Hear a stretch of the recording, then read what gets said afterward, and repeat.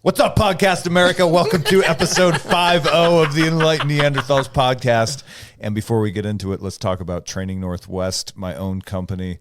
And we are coming up on our spring schedule. I just this past Saturday taught the first public class of the year. Private lessons are booked all the way out into May. Woo! Yeah, shit hot. Woo! And well worth it. Also, if you guys are into having stuff to aim with those pistols and firearms, why don't you check out Training Northwest, because they got a pretty screaming deal to buy, and you're going to support a small veteran-owned company, and you can come out with the zero. What do you call it? The zero Optic Zero Program, where you get to come out and Tobin will mount that shit up for you and get you all dialed in. Sorry, Brent. We're talking about your rifles, not your wives. Now that's a promo. Hell yeah. Electric North Jiu-Jitsu, everybody. Pantheon of podcast. We got our best friend, Wilton Ngotel, with the Patriotic Islander. It's a good one. Yeah, we're going to be out. Who else? Give me one, Jordan. Matter of fact, we're on it right now. We have Coffee Talk. Christy Campbell. I I think we have a mafia White of belt. white belts. Danny Leyland. Now we're talking. Stones and Bones. Tyler Stanaway, Compassionate Viking, baby. And The Guru, the Grand Poobah. Gregory himself. Yes. People. Oh, I got one more. It's upcoming. Endless Endeavor. Oh, Endless Endeavor. Yeah, Professor. Sorry. We're not. I got one more. It's not there yet, but I think they're working on it. It's Two Guys, One Gi, and that's featuring Brett and Kyle. Yeah. Oh my God, I might have to subscribe to that one. That's on OnlyFans. I hear it's artistic. They use a lot of good filters. It's nice. Holy shit! Can you guys recall everything we covered on this one? You mean my people? Yeah, your people. Yeah. and your warm eyeballs. Dude, first of all, if This we was could get a Beetle Nut sponsor, I'd very much like it, and I want to put that out into the ether. Second, we had Hang on. What? Put it into the divine matrix. Shit. I'm ending this podcast. Mike out. Kozak doesn't know what he thinks about Divine Matrix. You know what? Just saying that got me heated, but I'm going to refrain. I'm sorry. I'm back at This is an intro. Intro. We had our friend Will on, and Or were we on his? Who knows? I think it's Chicken or the egg, Mike? This is a cross-contamination, as I would like to call it. Yeah. We cross-contaminated. We pollinated. It's a mutant. We pollinated with each other. But I think Will's a good one. Like I said at the beginning, I do think this guy has a heart and soul and spirit of our gym. And this was kind of more of a deep dive. Just, I don't know. We all hang out and we talk. went deep, but we covered a lot of shit. Yeah, when you're forced to hang out with friends, you really have a good conversation. Are you forced to hang out with us tonight? Is that how this feels? No, but I mean, dude, we could sit here and talk about pleasantries like weather, but it's like, okay, 4 dudes sit down and talk for a couple hours. Dude, you really start to hit some, like, what makes you you? What do you think life is? What's your experience? And it's fun to see what makes people that really you gravitate towards. And I think having a guy like Will, and he's launched his own podcast, Patriotic Islander, go listen to it. But this is a fun episode, man. It's idea sex of a perspective I've never found. I think it's interesting to see, like, he always talks about his people. I have no people, dude. The Polish people want nothing to do with Kozak, but he wants so much to do with them. But he's engaged in, like, he has an idea or a belief. And I think it's admirable to want to motivate others and make others do better. So it's fun to see what drives people and make someone better than yourself. Yeah. Like a degenerate June Beetle Nut. Once again, looking for sponsorship. Yep. Well, hey, enjoy the show, you guys. Little juice. Yeah, he's gonna mix our bitter nut. Okay, so now we're recording, and we got our buddy Wilton Ngotel here from the Patriotic Islander, and he's over there mixing suntan lotion and betel nut and a fucking Pall Mall cigarette. Yeah, this is some island shit right here. This island white trash, right? Yeah. I don't know about that. Dude. This is how you make a menthol. Yeah. For you, bro. Some prison chew, dude. So I just Don't swallow it. put it Don't in the swallow cheek. it. Yeah. Holy That's not something I've ever not done. Is this going to turn Mike gay? Too late. Yeah, might turn him straight. I'm not taking one of those. I'll be fucking throwing up on the floor. Do I chew the betel nut at all? Yes, you do. Like chew on it? Yeah. Oh. Chew on it. And And It looks like a Brussels sprout. this Does it not fall apart in your mouth? It tastes like. no, you kind of. Does it taste like suntan lotion? It's interesting. Hey, There's zero chance I'm eating that. It's a fucking cigarette. take a You picture of cheek that. it. He You put a pinch cigarette it. in my. You Take a pinch picture it. of that and go, yeah, fucking. This is what happens when these fucking islanders. Yeah. You guys thought you were Neanderthals. I got it. No, I dude. got it. You guys thought you were Neanderthals. Yeah, it says Pall Mall on it. I got it. Okay. Oh my And Oh, so since Just Crystal's in there. on the line, yeah, Crystal made you guys your spring roll. And oh, so good. We already Thank ate them you, all. Crystal. Yeah, it was delicious. Amazing. Good food. I got it. What's the dessert called? a piggy. A piggy? Yeah. Yeah. Say that again. Say it with an act. A A piggy. piggy. Yeah, Mike nailed it. Yeah. Dude, I'm not eating that. Okay, well, it's You there. don't eat it. You It's put a it fucking in your cheek. There's a cigarette. I'm not putting a cigarette in my mouth. Chew it. No, or my That's where they go. Tobacco fucks me up. You Like, know what? I When will your get dizzy, when pass your out, people and throw brought up. spam to us. We didn't say no. We fucking My ate people it. brought potatoes. The Irish. 7 more minutes. So That's bitter. So the podcast has started. We're just kind that of bitter waiting for nut is people bitter. So we're going to talk, or we're giving away a spot to Rifleman Camp, We right? are, yeah. So during this time with all these livers, should we talk about how great Rifleman Camp is? The best ever. Should we go down memory lane of last year? Yeah, let's do it. Because I had a blast coming a day late. Well, that's right. You weren't there on day one, huh? I had to work. You're right. Yeah. But he had the best footage out of it. Did he? Yeah. I'm photogenic. The one Yeah. with him and Jordan pulling the dummy back. Oh yeah. Yeah. Well, I guess I was there too. Jordan got the award for best sleeping arrangement. Just fucking tarp just straight onto the brush and laid down on it. That night after Well, The- to me, it was a blur because I was working. Like, I'm working for 3 days straight, like keyed up and on. And so at the end, when Mike pulled out his cooler full of turkey sandwich fixins, that was my highlight. I'm not into it. I finally got to turn off and relax and just let go for a minute. Yeah. And I was starving and I was exhausted. And he was stressed. And my boy We were pulls stressed. a yeah, oh yeah. Yeah. And homeboy pulls a cooler out of his truck and he's like, "You guys want turkey sandwiches?" I was like, "Yes, yes, I do." Yeah, it's pretty incredible how intense that is. Like how much that sucks your energy out. I mean, there's a lot of responsibility. You want to provide a class or a course that is engaging, that people will learn from, take stuff home. And it was like you were a firefighter 3 days after 9/11, Yeah. and you didn't get a break. Just working the whole You time. were just completely Yeah, so shot. from Friday at noon until Sunday at noon on. You know what I mean? And last year, so what all did it entail? I mean, there's tactical shooting, there's medical, there's land navigation, there's weapon manipulation, Yep. just working out, just basics. Patrolling techniques, and then we covered rifle levels 1, 2, and 3 on 3 consecutive days, and then we added in. You good, Jordan? Just do the spring. No, that's hey, hang bitter- on. that bitter nut Do chew. the spring rolls taste better when you have a Pall Mall in your mouth? They do. They do. Thanks, Crystal. pretty good. So we covered level 1 through 3 in 3 consecutive days, and then we added in the land navigation, which is map and compass navigation, old school style. Brent taught his TCCC tactical combat casualty care class, and we added in some patrolling techniques out because we have all that rainforest out there. So why not? Did Dave teach anything? All of the things. Dave's like my right hand man. He's eye candy and assistant. Exactly. Yeah. He brings the big junk. Yeah, he does. That was Rifleman where you guys did the induced malfunction too, right? Yeah. Yeah. Yep. Dick We stick? had the dick sticks out there causing malfunctions in people's rifles. Yeah, no, it honestly, it exceeded my expectations even. And I think this year is only going to get better because we just have a better idea of what we're doing. Well, I think something that's so cool about Rifleman Camp is it's like anything we do training wise, and I will compare it to maybe like a jiu-jitsu match or doing MMA.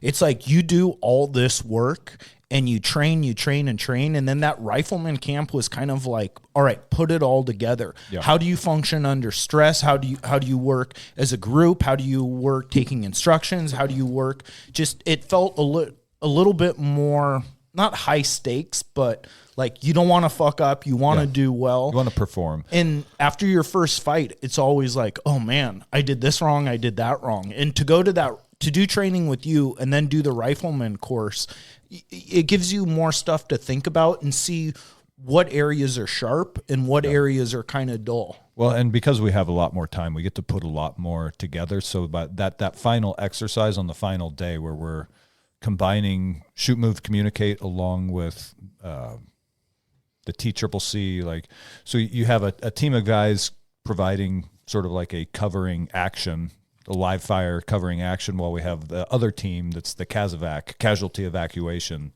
coming in, providing medical treatment to the casualty and extracting him under fire. So it gives everybody a little bit of taste of real world scenario. Yeah. And I think that's what really, and we have the 2 days of lead up into it, culminating in that final exercise. And I think that's what kind of puts a little bit of icing on the cake. Yeah, that's cool. And the fire too. Saturday night, honestly, was also a highlight for me, where we went down to the river and lit a fire and had a little cookout, and everybody. Like, there was one point where I looked around. I was sitting next to Greg, and I was like, "Hey, man, look around. This is awesome." Because there was probably like 4 or 5 guys just sort of out in the little tide pool in the river there, just kind of like bobbing around with their beers, and the rest of us were sitting around the fire. We had all the bratwurst and the baked beans going and whatnot, and it's like, this is right. This is perfect. This is what people need. This is what, especially dudes, like to come out in the woods like this and just be like. It was a nice, chill environment. Yeah. Are we going to get... Got everybody comfortable with each other. Yeah. Are we going to get a return of Jamie, Jody? Well, why'd he do that? What was his name? Jesse. Jesse. I haven't heard anything from him. Why would you do that? Why would they do that? Everything is curiosity. But why? But why? Yeah. That was fun. That was funny. Oh my God. It is weird you get characters that show up too. Yes, you do. Like, You get some personalities. Yeah. Yeah. And was his name Irish? Oh, Michael. Irish Mike. Mike, yeah. Yep. Yeah, I hope. I don't think he's coming back this year. It's too bad. Yeah. He had perfect attendance last year. Yeah. In all your camps, All the classes. Yeah. Yep. And that's another thing I've noticed this year is that my customer base is now about 50% return customers, which is awesome because it means, one, we're doing something right. People are enjoying what we're doing out there and getting benefit out of it. But then the other 50% who are first-time customers, they're growing the spider web, right? So it's sort of like a two-headed monster that's going in the right direction. Yeah. Yep. What do you think those other new 50% are podcast listeners? I think it just takes time to get a business like that, like the word out, because we're censored on YouTube, we're censored on social media. It's everything is censored. So just making people aware that it exists has been the challenge. Are you guys censored? Oh yeah. Do you get things saying this Heavily. post? I have official notice from Instagram and from YouTube saying we are throttling your traffic. Really? I've got screenshots of them. I'll show them to you when we're not recording. And then I think by me just linking mine to yours. Probably. Yeah. I'm unfollowing all you guys. I want free reign here. Yeah. FBI be calling. Yeah, if you've used the Electric North Wi-Fi, you're pretty much Exactly. Yeah, you're on the government's watch list. Yeah, phones being they've just got an overt camera in the parking lot there just to see who comes and goes. So what are you thinking? How should we get this? We've got a trivia question, right? Yeah, we got a trivia question. But yeah, just more so on your, like trying to get the word out there. Mm-hmm. A lot of my people are actually down south, and they've been calling and We're asking. talking Mexico or Puyallup or what? Now that the borders are open. Wait, where are you from? Now that the borders are open. He's wearing a T-shirt that says Korea House. Going to Eagle Pass here. That's Korea House. That's from my boy Morrison. Korean. His name is Morrison. Morrison. He told me his dad is his favorite singer was Van Morrison. So if you go in their restroom, it has fucking Where's the restaurant? in Marysville. Oh shit! Oh, really? Oh, the one by road that trip. 80s bar in the hotel, the Korean barbecue place? Yes, sir. Oh, dude, I've eaten there many a times. Yeah, I that- love it. That's your yeah. boy? Yep, me and my wife go there quite often. So he hooks us up with soju. Game on. Oh, yeah. Oh, that's evil. Okay, hang on. The only time I've ever pissed myself drunk was because of soju. That stuff is evil in a bottle. It's too smooth and too much alcohol. Yeah, he'll load us up and he'll just keep. Oh, you should try this concoction. And he'll mix it with like Korean wine Nope. and Nope. Say no to soju. Yep.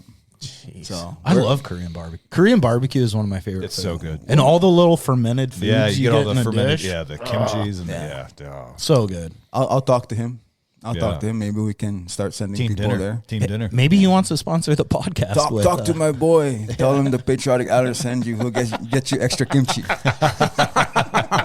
living like a king. Dude, what the fuck are those bitter nut? Like, why is my mouth burning? Yeah. Yeah, my eyeballs are hot. This is awesome. The lime burned your mouth. Oh, that's lime. Yeah. Okay. Because you're supposed to like chew it through. Yeah, kinda almost wrapping it up. snorted it. Yeah. So it doesn't burn your mouth. Yeah, well, it burnt. It burnt. I didn't realize that was lime.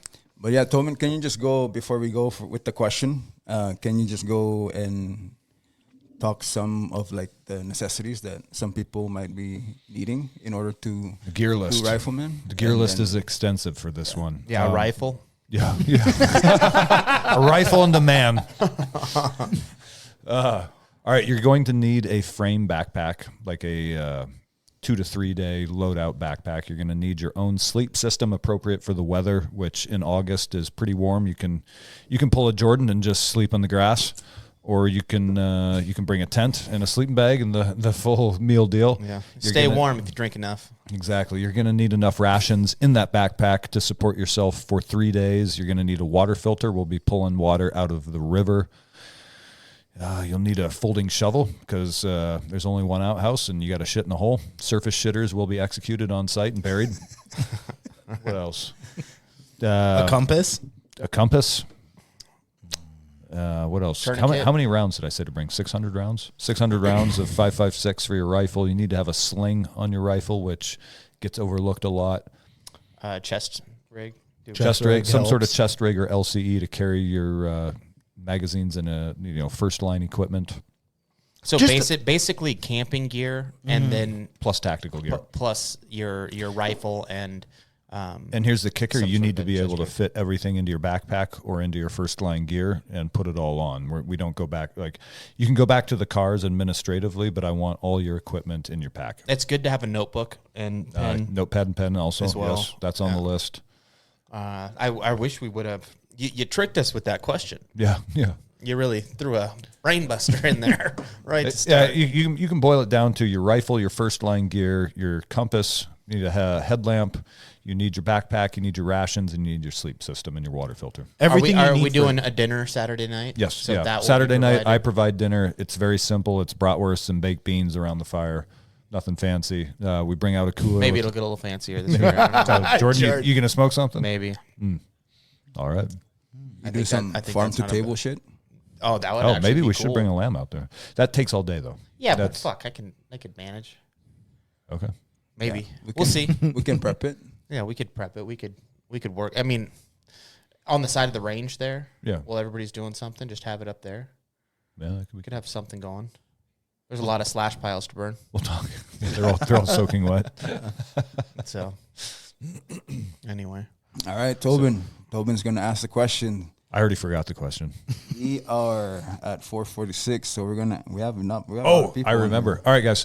What is the name of the island the Enola Gay took off from on its bombing mission over? Was it Hiroshima or Nagasaki? To Hiroshima and Nagasaki. Did it hit them both in one day? I thought it was separate I'm days. not sure, but- a couple days apart.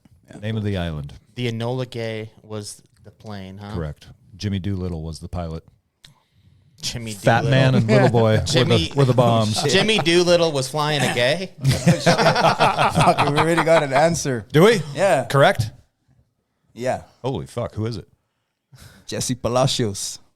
Shut up. Yeah. From Portland? No, from Renton. Fucking A. Jesse Palacios. All right, Jesse's the winner. We got our winner. Jesse. Jesse, I hope you got a backpack, brother. That was easy. That was quick. That was super quick. Yeah. My God. Kozak and I were here all day trying to guess.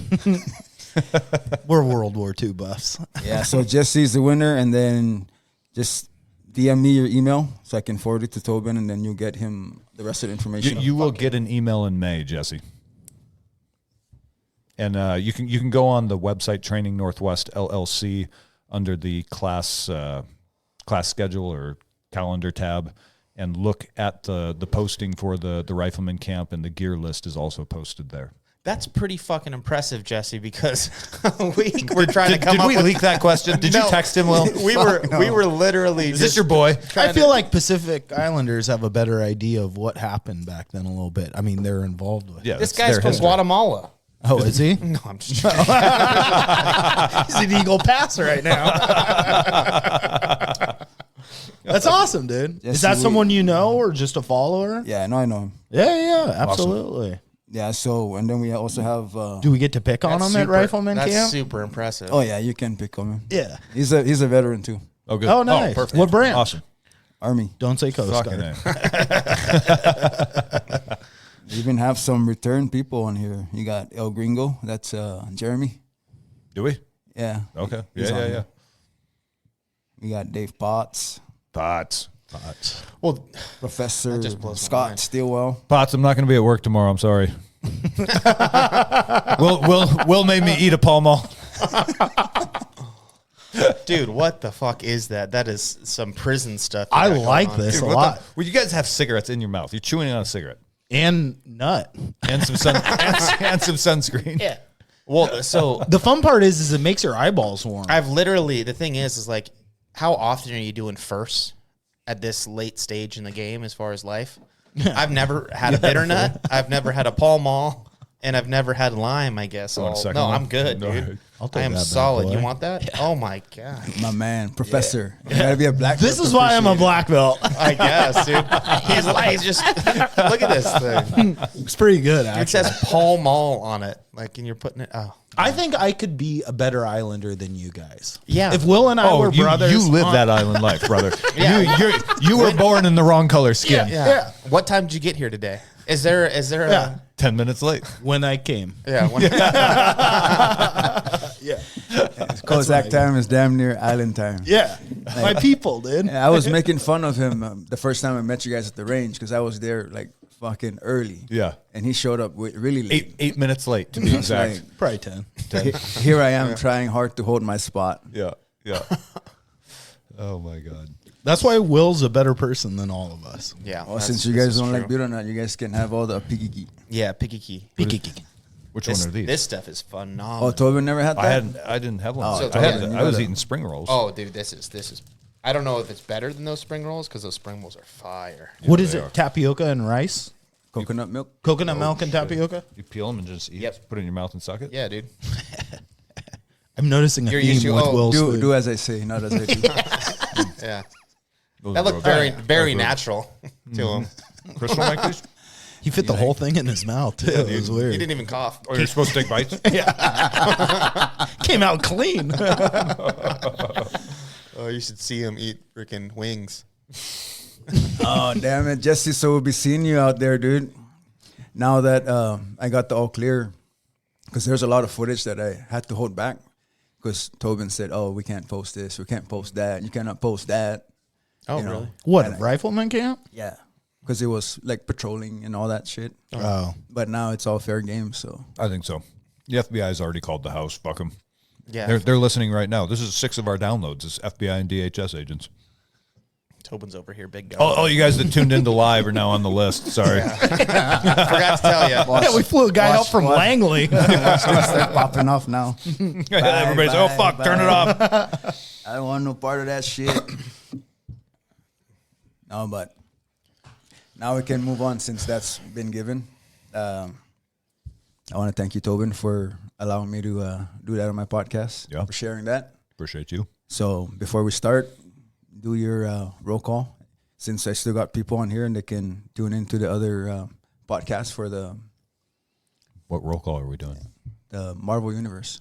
Oh, we do. Oh, that in the intros are at the The end. intro Do comes it at the now. end. The intro Fuck comes it. do at it the now. end. Well, Yeah, do it now. okay. How do we splice the? So this is the intro then. Yeah. No, you got what? But we don't know what we Well, talked we don't about in know. the future. Wait, it's coming to me.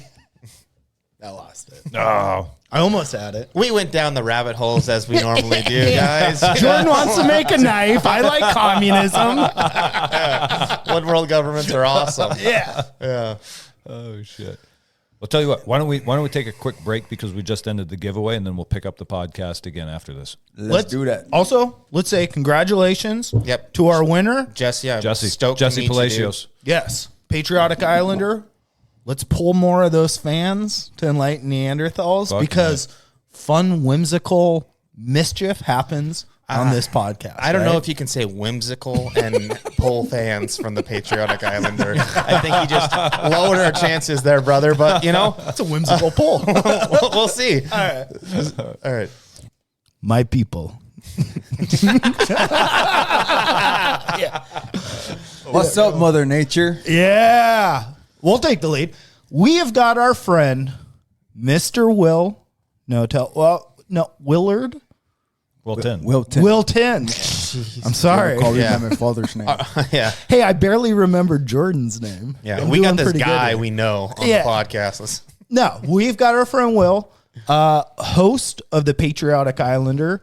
He was just so kind enough to give away a spot for a Rifleman Camp on his live stream Instagram, but for his podcast. We want to introduce, I would think, you guys, could you say the heart and soul maybe of Electric North? I mean, Oh yeah. you take away Greg. He's one of the main characters. But you take away Greg, it's like, what other person invibes you wanting to come to the gym more? Yeah. And I think Coach Will. about this motherfucker. Oh yes, 100%. Yeah. You were born to coach. Yes, Sir. you are my father. Wish I knew him. JK. Love you, Dad. Love you too, But son. let's give it up to our friend Will. Thank you for being on, again, the Light Neanderthals after the book report of time. After the book report. Well, thank you guys for having me. And it was just a thought that I had when I was coming earlier that I was there at the inception of this podcast. In, Yeah? in the great room of Jordan Crick's home. Yeah. The great room. There's no kitchen, so it's a great room. It's the greatest of rooms, The hall. people say. Yep. We've been doing this for just under a year. This will be number 51. Yeah. So it might be just over a year. Sorry, this is 50. I think 50. this is 50. This is 50. And we, This is But about we a took a year couple weeks, because yeah, so- we did a couple episodes when I went turkey hunting last year. Yeah, we so missed it's a like couple we're weekends. right at a year. Calendar wise, we're over a year. 'Cause Are we? I Still just, no kitchen. I just paid the. Yeah, still no kitchen. And try to find you a sponsor, bro. Thank you. I appreciate that. Anybody who has free countertops, let me know.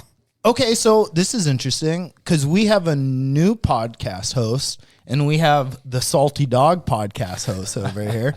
What do you guys feel anything different after a year? Yes. Has it gone different than you thought? Has it like what surprised you, or maybe what is there something about doing a podcast that you didn't think that now you think, or everything worked out exactly how you thought? No. We are still not famous, just like I thought. After Yeah, I thought after 3 weeks we'd be like, you know, where's Jay-Z? yeah. This is horrible. Prestige worldwide. Still haven't gotten onto Joe Rogan. I don't understand Yeah. what we have to do. I thought Jamie was going to work for us. Yeah. It's ridiculous. No, but is there anything being like, we're a year in? Isn't Yeah. this a time for reflection, boys? Yeah, I was going to do this. Yeah, I actually got a gift for you guys for episode 52. Keep the pants up. Yeah. Easy. Yeah. You got Sit in the box. Where are the microphones? I'm dying to know how many dick pics have you got, Jordan? just a couple. Couple from us. Just yeah. a couple. They were all from Vinny. What up, dude? Yeah, I think that looking back on it, like it's been fun doing, the podcast and getting that initial hump of not knowing what to say or how to say it. Like I said, I was really hoping to build my not necessarily vocabulary, but be able to like talk in a manner that wasn't just fucking fuck, and that still comes out. But I do know now that it is definitely induced by drinking. Yeah. So there's little things like that I kind of realize that how I sound. Maybe you haven't become a charismatic spokesperson yet, but do you feel? Oh, I feel speaking completely a lot different. more. Oh, it's giving you a sense of confidence, or maybe just understanding your voice more. Yeah. Oh, definitely. Jordan is noticeably more comfortable. Yeah. Yes. Yeah. I was very timid with it. Yeah. So yeah, now it's been a blast though. I've been enjoying it. It's kind of funny that you think about it, and we've spent so much time together. Yes. Sitting here. What I was going to say is that it has been really difficult to get all three of us in a room once a week this is a time commitment. This is 4 to 5 hours to record a 2-hour pod. Well, I mean, the way we do it, a 2-hour podcast takes about 5 hours. Yeah. Yeah. Every week. It is. It's. But the surprising. The cool thing is that we have spent so much time together. I was actually, Christy was over here last night. I was telling her, I was like, before we started the podcast, I had gone hunting with Jordan for a weekend, and we kind of knew each other from work. I had known Kozak for a long time from our watching breakfast dates. well, remember from watching UFC fights at Greg's when I wasn't part of Electric North, and I just knew you and Craig and some of the regular guys who were always over at Greg's, just barely acquainted. Shook hands a couple times, and then after Jordan and I got back from deer hunting the one weekend. I think you and I had just rolled or something. We were sitting against the wall, like sucking gas, and no homo. And you were like, "Hey, I saw you and Jordan went deer hunting. I like hunting. Maybe we should make a backpack loadout video for your train, because Training Northwest was brand new at the time too." And I was like, "Dude, that's a genius idea." And so this entire podcast came of that video idea, which still hasn't happened. It got recorded. It got recorded and discarded. Yeah. We got to do it again. But I invited you guys over for dinner so that we could discuss I was like, let's make an outline for it and figure out how we would structure it, and then we'll do it. And we sat at the dinner table and we're laughing and shooting the shit. And at some point, like at the end of the night, we're like, you know what? We really should have had microphones for this conversation. And it was like instant, like, I think we just became best. It was like, did we just become best friends? Like, yep. And now because we've spent so much time together over the last year, now when people ask, I'm like, oh yeah, they're two of my best friends. Yeah, no, 100%. And well, I think the video stuff, like, it was just cool to get, because I wasn't expecting that when we were sitting there bullshitting. It was like, oh, we're just hanging out. And then you were like, we should do this. And then, like, the next week you had all this stuff. And I was like, all right, I guess we're fucking doing this. You know? So it happened so quick. It was cool. Yeah. Right? It was cool. It was organic. So that time that you invited us, that I was invited to your house too. Did you come to dinner that night? Yeah. Well, you did. So absolutely. Shit. I was thinking episode 1 at Jordan's. You were there at literally the conception. Yeah. Like when the idea sex happened, as Mike likes to say. That's where all that ear candy started. Ear candy, formulating your brain. That's right. But no, you were there. Absolutely. Yeah. No, I mean, it's for me, like right now, the stage that I'm at with my podcast, it's kind of like the early stages of Jordan. Like very, not timid, but it's like, it's weird. It's still kind of weird. It's uncomfortable. And I'm still learning how to ask better questions with my guest. And like, I never thought about it to my boy at that fucking Korean barbecue. He's like, bro, I listened to your podcast. You should ask open-ended questions and let them feel the air. Yeah. I'm looking at him like, you fucking, that's why you're Asian, bro, because you're smart. But yeah, no, it's through you guys' podcast, and then also Professor Greg's podcast that, has compelled me to start my own podcast is that? The Endless Endeavor. Is that popular? I don't know. Oh. I'd say mainly it's our podcast. I'll look into it. Well, besides like the pre-jitters, what made you want to do a podcast? So for me, it was, I've always been a believer. I've always known myself to be like a freedom fighter, like fucking patriot. But I was subjected to like just low vibes. The people that I was around, I was working in government. Everybody, not a lot of people talk shit there. everybody was all about formalities, and you don't want to step out of bounds. Yeah. And I found myself like really like in a fucked up situation. I didn't know where my people were, and then just by luck, we moved out here to Marysville. Yeah. I went to Greg's gym, and then I found you guys. Started, getting more comfortable. What year did you start at Electric North? 2020. Okay. Dude, that was an awesome open-ended question. Thanks. Thank you. Huh? But yeah, it started there, and then I started really, like I told Mike, always assessing myself because I want to belong to something and I want to bring value. But at the same time, it's not like that's not. How do you feel you don't belong? Because I feel like I don't belong. The way you are with group, with community, He's I saying feel when like he first got there. no. That's what drove him to. That's what brought him. Yeah, but how did that bring you? Like, how did you not feel part of something else before? Like, everything I get from you is openness, and like there's an abundance of love and group around you. Yep. How did you not have that when you came to our place with so much of You're it? right. You've created it. It's not like you stepped into it. You've created a lot of it. Yeah, no, I've always had that. It's just the people that I was surrounded with by The low vibration motherfuckers. and then even like some of my island people, right? Like we all believe in the same thing. We all see the same thing, but we were raised in such, respect and loyalty and all that. Yeah. We don't want to cross paths or step toes of our elders. Yeah. Therefore, we like fucking stay. Like we kind of grew up with that mentality of be seen and not heard. Yeah. Even as adults, because we don't want to cross. Versus now, it's like I don't give a fuck. This is what I believe. I don't think they ever took the chance to make it better for us. So now, that's where I started the podcast because I want to change the trajectory. We're gonna pivot and we're gonna fucking start teaching the younger generation something different. Like there are more people like you, like us. You don't have to move up here because we're getting overcrowded. Like stay down there, but do the same thing and believe that there's people out here that want the same thing that you want. Yeah. It's crazy that you can be selling not a product but a mindset.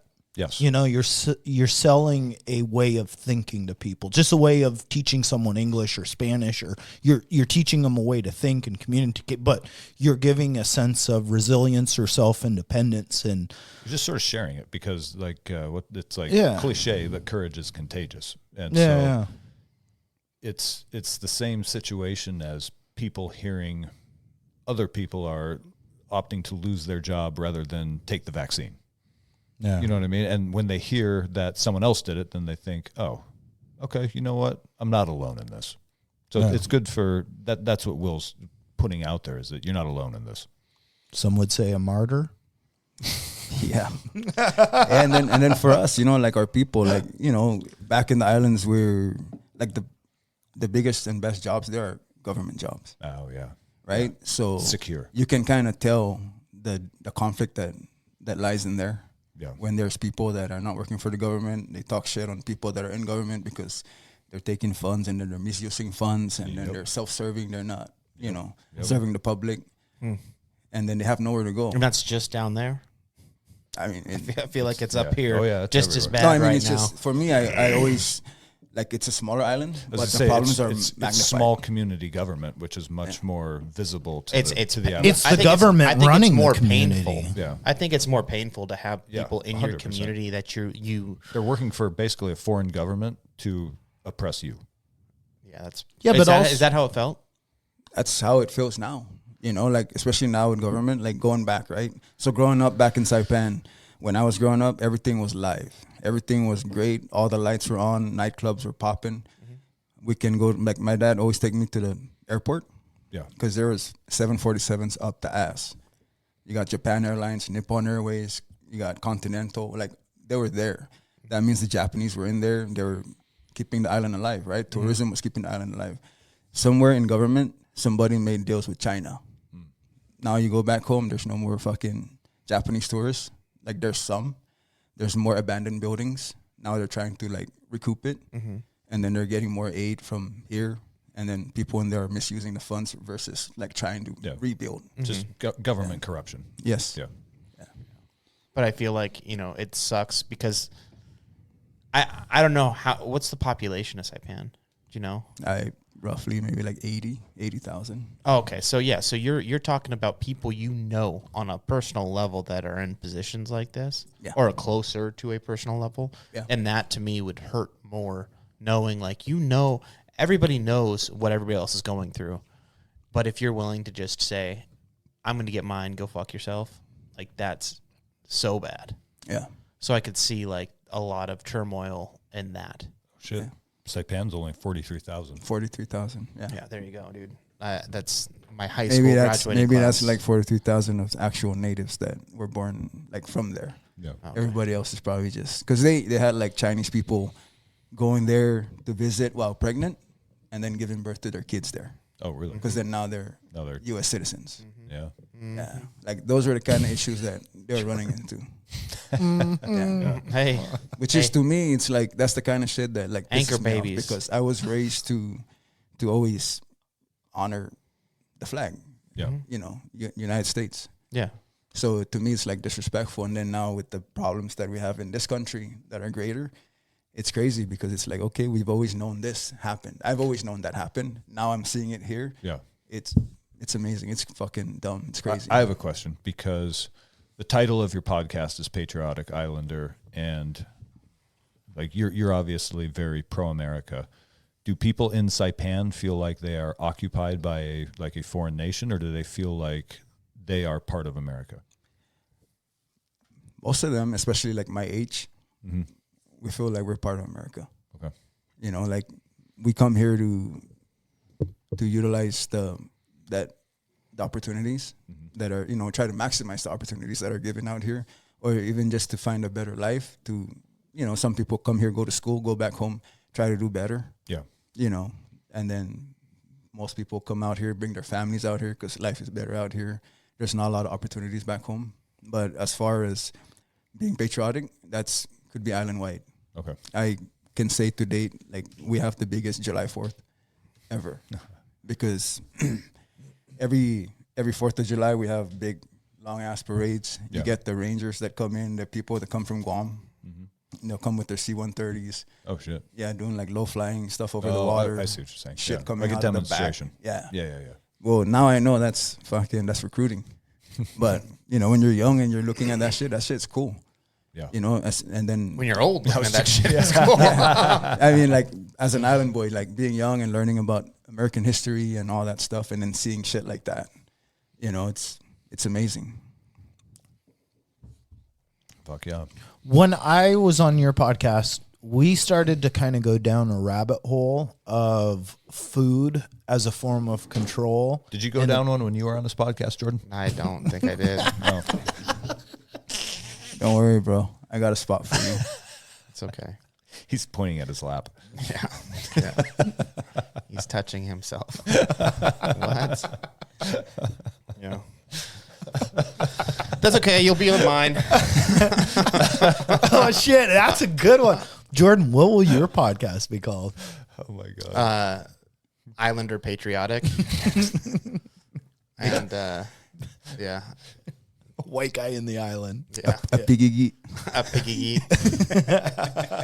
Yeah, I don't know. I haven't thought about what my podcast, my branch is going to be. Hunting ghost stories. I Yeah, feel like if the- you had a podcast, you would do a gear podcast. The Oh, 100%. You would do just gear review, and your podcast would be 12 hours long, and they come out twice a week.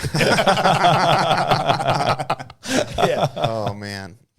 Yeah, you're probably right. But you're my gear guy. I do want to start a YouTube yeah. video. You're my gear guy. I would recommend it. But let's get back to Will here. Sorry.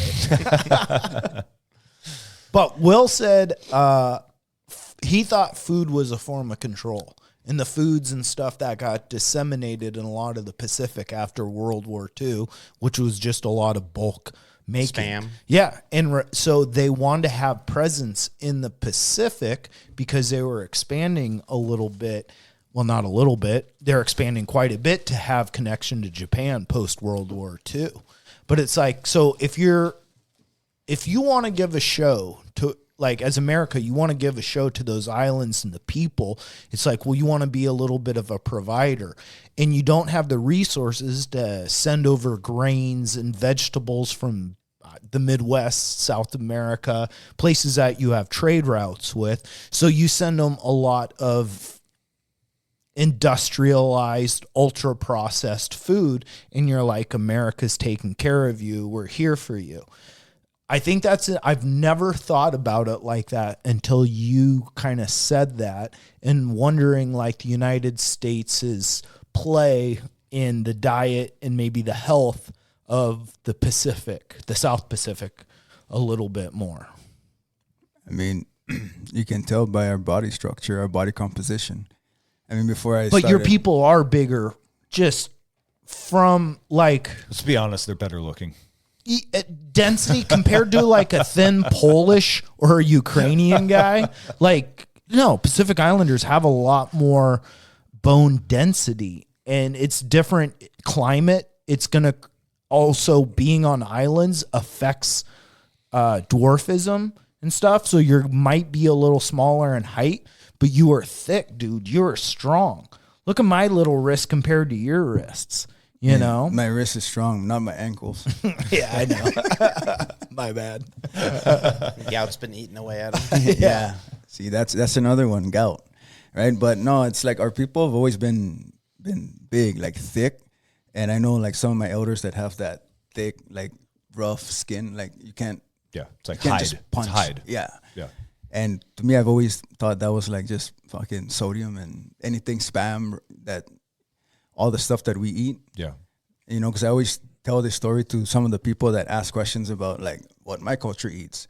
And I always say that whatever we eat now, that's not what we're supposed to be eating. Like if I'm eating what my elders ate, it's just going to be fish, taro, tapioca, you know, like a cow. Real simple. Yeah, Coconut. just really simple, no preservatives, none of that. And I think when all those came into play, I think it just had something to do with our body chemistry, because then everything just went out of whack. But that's everybody in America right now. Look at America as a whole right now. The fucking soy boys that are testosterone's dropping at such an alarming rate. Yeah. That some people have to supplement it. Yeah, and I think that's where also the podcast kind of took a turn too. Is we're starting to dive into nutrition, and I know it's an epidemic for everybody, for the world, right? Yeah.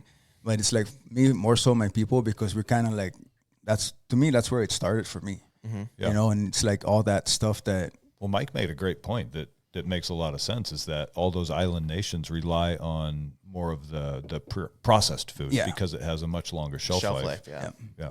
You can ship it easier. You can do all that. Yeah. But then to take away industry, because that's really what ends up happening, right? Like you take away, if you're gonna start giving technologies, right? To get those things, you're gonna have jobs that don't necessarily have to do with. You go from subsistence living to some form of post-industrial. Exactly. And that kind of screws over. And I think that's really the problem with what's happening in the U.S., but I could definitely see that happening on an island with 43,000 really people. Fast. Yeah. Extremely fast, and being extremely controlled. Yep. Right? I don't know what it looks like to like, what as far as technology and like day-to-day life, what kind of technologies are people? They're up to speed, bro. So yeah, exactly. So you're not spending your day fucking fishing. Yeah. Yeah. You're spending your day trying to make $1 so you can send it back over here to get some stuff from China. Pretty much. And exactly. that's the problem. And well, that's where government jobs and stuff come over and take into effect. Like, look at Hawaii and what it was before the United States. You know, it was local tribes and a little bit of they had a queen. Yeah. And then, but once you get the United States, or you get colonizers, love that word, you get colonizers in your island, well, then you're going to have, what are the biggest thing? It's American people running pineapple factories, sugar cane bases, transportation, airports. So all those people that used to have a little bit of a life, well, now all these people came up in and set up a form, they set up their society. Well, so now you either have to get a job through their society, and there's no way you can get a job and be king of your society anymore. They get pushed out, just the way the Indians got pushed out of the United States. I mean, it happens to anywhere that gets exploited or taken over. brought to a faster form of technology. That's in a the way. second stage of like civilization, right? Like the first stage is hunter gatherer, Living off the land, subsistence subsistence, living, yeah. and then you get industrial sized situation where people want to take, they want to take your land or whatever resources you have. Or you are utilizing that to give to people. So farming or, cash crops and stuff like that. Or, I don't, what's the export there? Or is it just people? It's just people. So that right there is what's happening then, right? Yeah. So that's where they're doing a big show. Hey, join the military. Yeah. We need people to join the military, so we're going to go and pull you guys out. Do you realize like the parallels between that and say like Star Wars, where the Empire is going to foreign planets to recruit stormtroopers? Basically, I'm not in this space magic bullshit. Fucking, oh man, yeah. The Empire. It is true, though. The Empire expands. yeah, And then it's either be destroyed by the Empire or work for the Empire. yeah. That's kind of globalization and modern industrialization at the same time. Is that what you felt like the U.S. did when we showed up doing that? Like, is that like the history that you're learning from people versus like the school books that you were? Down when I was growing up, no, dude. I was, like I said, like life was good when I was growing up. Yeah. Like I just had this thought, like not too long ago, I had a memory of like my mom and dad in kindergarten picking me up from a fucking school bus, from a bus stop. Yeah. And to me, everything that I learned after that and watching American movies, like that was what I remembered. What years was that?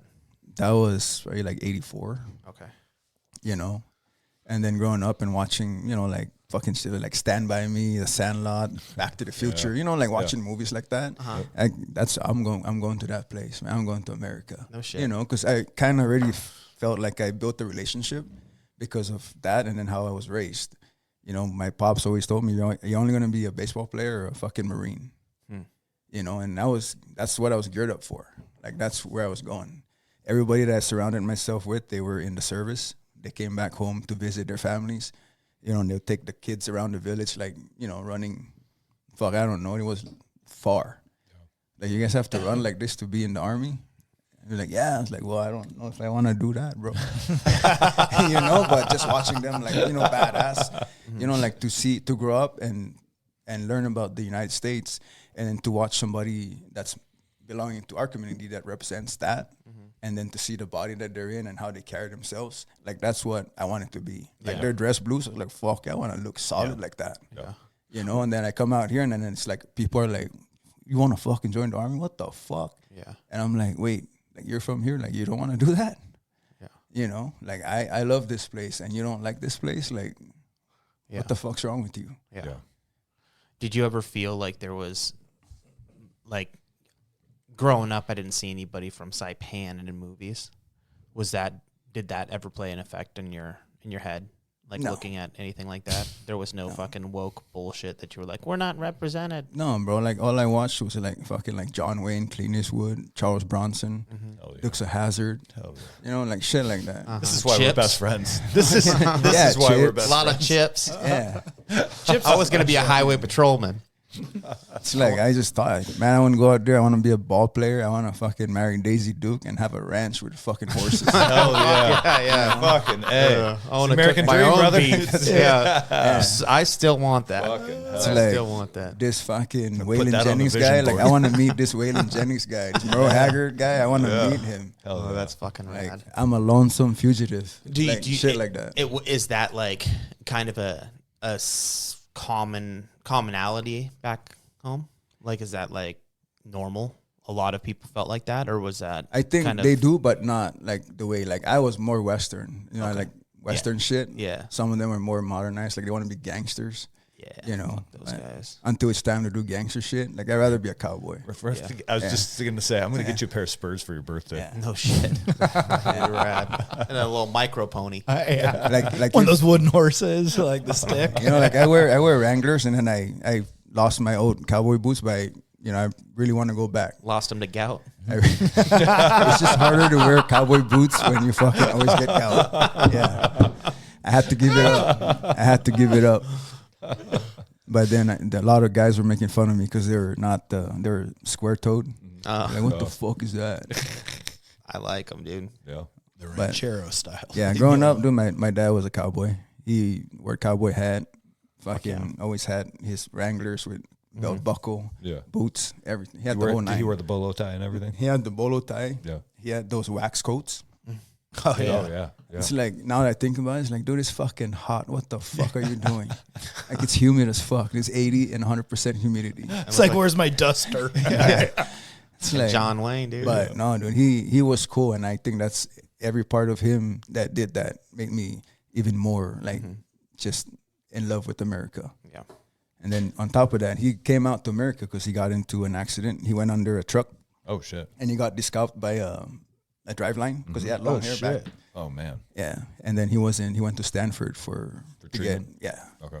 And sometimes I think to myself, I even asked my mom, like, why didn't you guys just stay in California? Like, if you really wanted us to play ball, like, would it be different if I played ball in California versus playing back home in Saipan? It's like shit like that I think about. Sometimes I don't know if it's traumatizing because of what happened with my family, but, when you get good memories on top of, like, the shit that I'd gone through. Yeah. Yeah. But a lot of that stuff kind of leads into why I really wanted to start the podcast, not only being compelled by you guys, but also just to share some of my stories, because more and more I go, the more I see a lot of my people are kind of in that state where they're kind of sunken. Like they need somebody to lift them up. Yeah. And that's why I referenced to Zach and Potts the last podcast. It's like with the road that I took, it's like I came out of hell, like pure fucking hell. Yeah. So I armed myself. Now I'm going back to get more people out. Fuck yeah. And I think that's Dude, what the podcast is for. Fucking amazing. Such a better person than all of us. Yeah. I'm going to slide this beer over Where's here. my beer? So, Jordan, what have you been up to? Yeah. Tell me about your people, dude. Who have you been rescuing? Yeah. Well, Couple dogs. yeah, dude. Fuck. Yeah, it's interesting hearing you say that, and Does it make you think you had an easy life? Because when he talks about this, it's like, God damn it, I grew up easy. yeah, I feel the same way. Yes, I do. Because I had two good parents. Like, I lived an Americana childhood, and then I graduated high school. And to me, like, watching, like, I'm not going to say it's propaganda, but, like, that dream, selling the dream, like, to me, when I watched those films, it wasn't like, it was just like, oh, this is a tale of a cowboy. And it's kind of cool to be that. I never associated Clint Eastwood with America. He's rugged. He's tough. So it's interesting hearing your perspective as to things we all saw, but how someone else takes it because of who they are, where they're from. yeah, that's somebody that Grandpa watches. Yeah. And I think it helped me a lot too, because having seen those guys at the stage that they were in, and then I come out here and then I start working in the trades or the government, and I gravitate towards the elders because I learn like I want to surround myself with hard motherfuckers. I work hard for them. They teach me all the tricks that I need to know. Yeah. That's just island life. You help out the elders, your neighbor, you're gonna learn a thing or two, or you get a treat, or something. Yeah. And I just brought that out here. And then it's like I want to work with the hard motherfucker, the fucker that nobody likes to talk to, or they like don't talk to him because he's an asshole. Yeah, perfect. They get mad because we become best friends. Yeah. They're like, how the fuck did you do that? I'm like, I don't know, bro. I just act like myself. Work bro. ethic. Yeah. Yeah. The I notice that's kind of how I've been my whole life. Is like I end up being with people that are a little bit older. Yeah. What are you saying? I'm saying you're old as fuck, Toby. You're old as shit. And You're looking at Mike. Oh, 10 years. He's looking at No, yeah, I feel the same way. I think that's and there's something to that, and you have that. I mean, you have that raw fuck you kind of attitude, but you can tell it's coming from a good place, so it never strikes. It doesn't come off to me like you're being negative. You're being real and honest, and it's take it or it's leave it. There was There was one time I was late to practice, and you looked at me and you were like, "Dude, you're a purple belt now."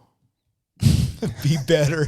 Yeah. Like straight up, you were just like, that's you were that, like, there that's was that dad disappointment. there Where was- you're like, there oh, was- I feel so bad about myself because Will's disappointed in me. yeah, but it was just point blank, and it was like, hey, bro, like hold yourself fucked to a up. higher standard.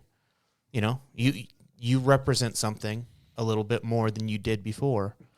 Hold yourself to a higher standard, and you do that with the kids. I see it in the kids and how they behave with you. You do it with everybody that surrounds you. So it's really cool to see the way you've come, your story from living in Saipan, getting here, and now you've kind of brought that energy the entire way through. It sounds like you did that with work in your career, and now you're doing it here at this place. And that's to what they were saying. How the fuck did you not feel like you had that? But at the same time, you probably weren't around people that wanted to better themselves. And now, Sometimes it's a matter of being in the right environment for the person to blossom. But you're also putting yourself in a position to be surrounded by people who are looking to better themselves, and you are a catalyst to that. Yes. So it's, Yes. it's Hang on. I think I have a thought on this that just hit me the other day, which is that in like strategic, even like small level tactics, you have this term called like setting the conditions, which means that in order to succeed, you have to have the pre-existing conditions set for success. And so there's ways you can set yourself up for success.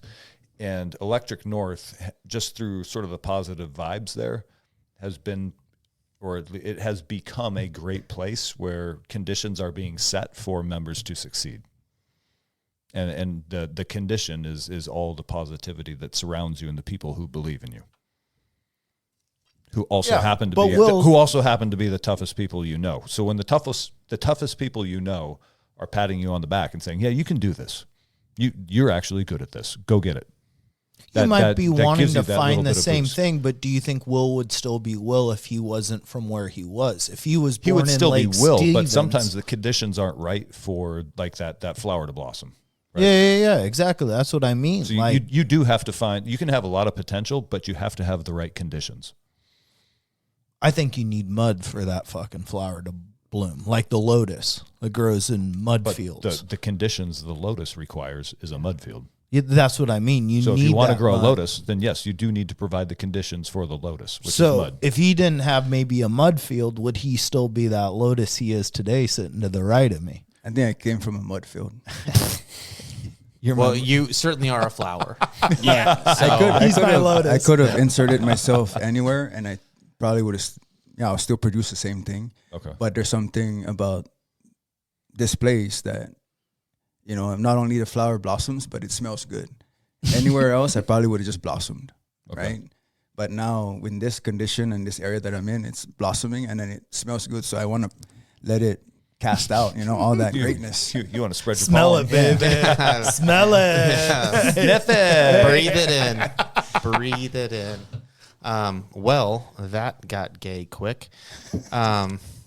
Yeah, but that's a true thing. It's like, would all of us be who we are if we were maybe born a little bit more No, absolutely affluent, not. Absolutely not. No, you have to go through everything. Everything that you've been through is what creates you, right? Yeah. So all your mistakes, all your triumphs, all the stuff. But to what Tobin's saying, like sometimes you got to end up in a spot where all that can manifest into something positive, and that's kind of what everybody's always said is, the fucking Indian burial ground that is fucking some magic happening at Electric North, where everybody comes in and just has this like positivity, and it comes from everybody, right? There's the energy in there is palpable when you walk in. You just kind of know. You just start smiling. Yeah, this is what I needed. Like I remember one day I was just pissed off. Yeah, and I you're was like, down and you're tired, and you walk in the I'm door, mad. and it's like everybody turns and starts clapping. Yeah. I walked in. I shit you not. That might have been my fault. I'm like 15 minutes late. Yeah, but Yeah. it was I Yeah. walk in and I was like, I'm not gonna go to practice today, but then like I'm in an argument and I'm stressed out over this and that, and I'm just like, fuck. And I was like, I need to go. I need to fucking roll with somebody. Like I need to get some aggression out. I walk in and, Greg goes, just like a purple belt. and then everybody in there starts clapping, and I don't know if I don't think a lot of people get that opportunity to walk into a room of 35 other fucking people and everybody's cheering for you to walk in. It was my favorite thing when It Mike feels would so walk good. in 8 minutes late when we were upstairs in the small Yeah. room. As he would walk in, I'd be like, ladies and gentlemen, Mike Kozak.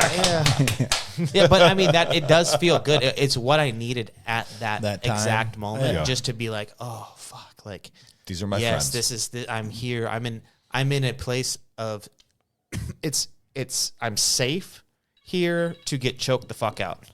Like you know, like I'm in this place and that's not my Is that phone. your TikTok? Yep. I was supposed to go live. My bad. Did I win?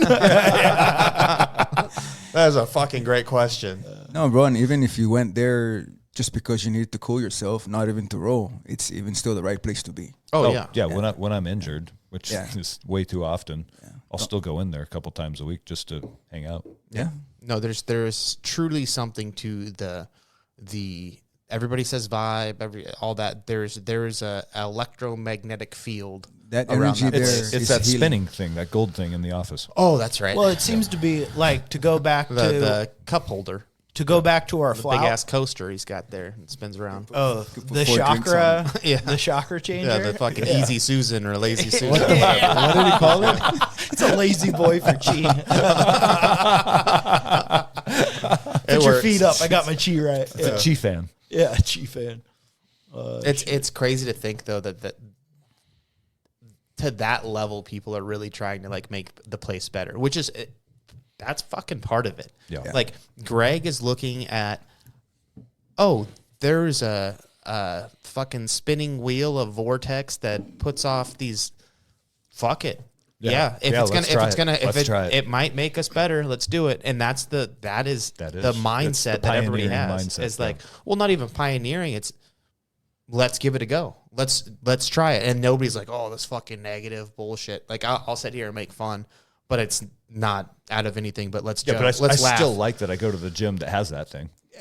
Well, I You know go what I mean? well, and that's It's part of the character. It's part of the character, but it's also part. It's deeper than that, right? It's everybody is looking to get better in any way they can, Yeah, you're right. and that is one of the they're looking things. to maximize. Yes, and that is what I see there. So, like I said, and we were talking about this a little earlier about like keeping accountability on people. But when I walked in and you were like, dude, show up on time. Like it's that easy.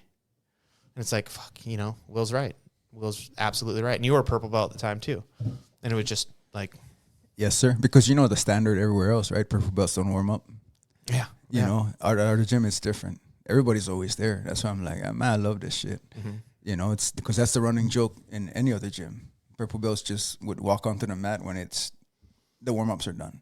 Oh no, shit. Because they don't want to do all that running and all the They just calisthenics. wanna roll. and shit. Yeah, they just want to go for technique and roll.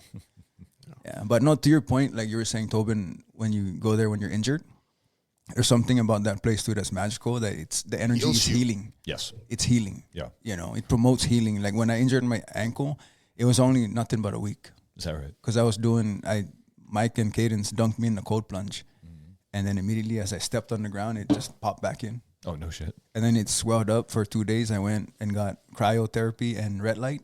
And then Greg's like, you should ground too because it removes, the earth has a way of getting rid of inflammation. Yeah. So I started doing that. And following Monday, I was like squatting.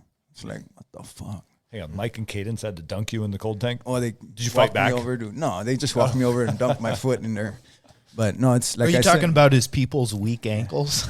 Yes. Yeah. All right. like everything about that place, like it's called the Divine Matrix. the energy, the divine matrix, the energy of the people around there. Like I don't mind, because I love it too. Like there's times where I don't roll, but I'll hang out because it just feels good to be there. It's not can't like do it's a that. burden for me to be there to coach kids. It's like no, I always try to show up before the kids. Yeah. Because that's not only that it's important for me to show that, but it's not it's a place that important I'm for them to see you when they walk in the door. Yeah. Yeah.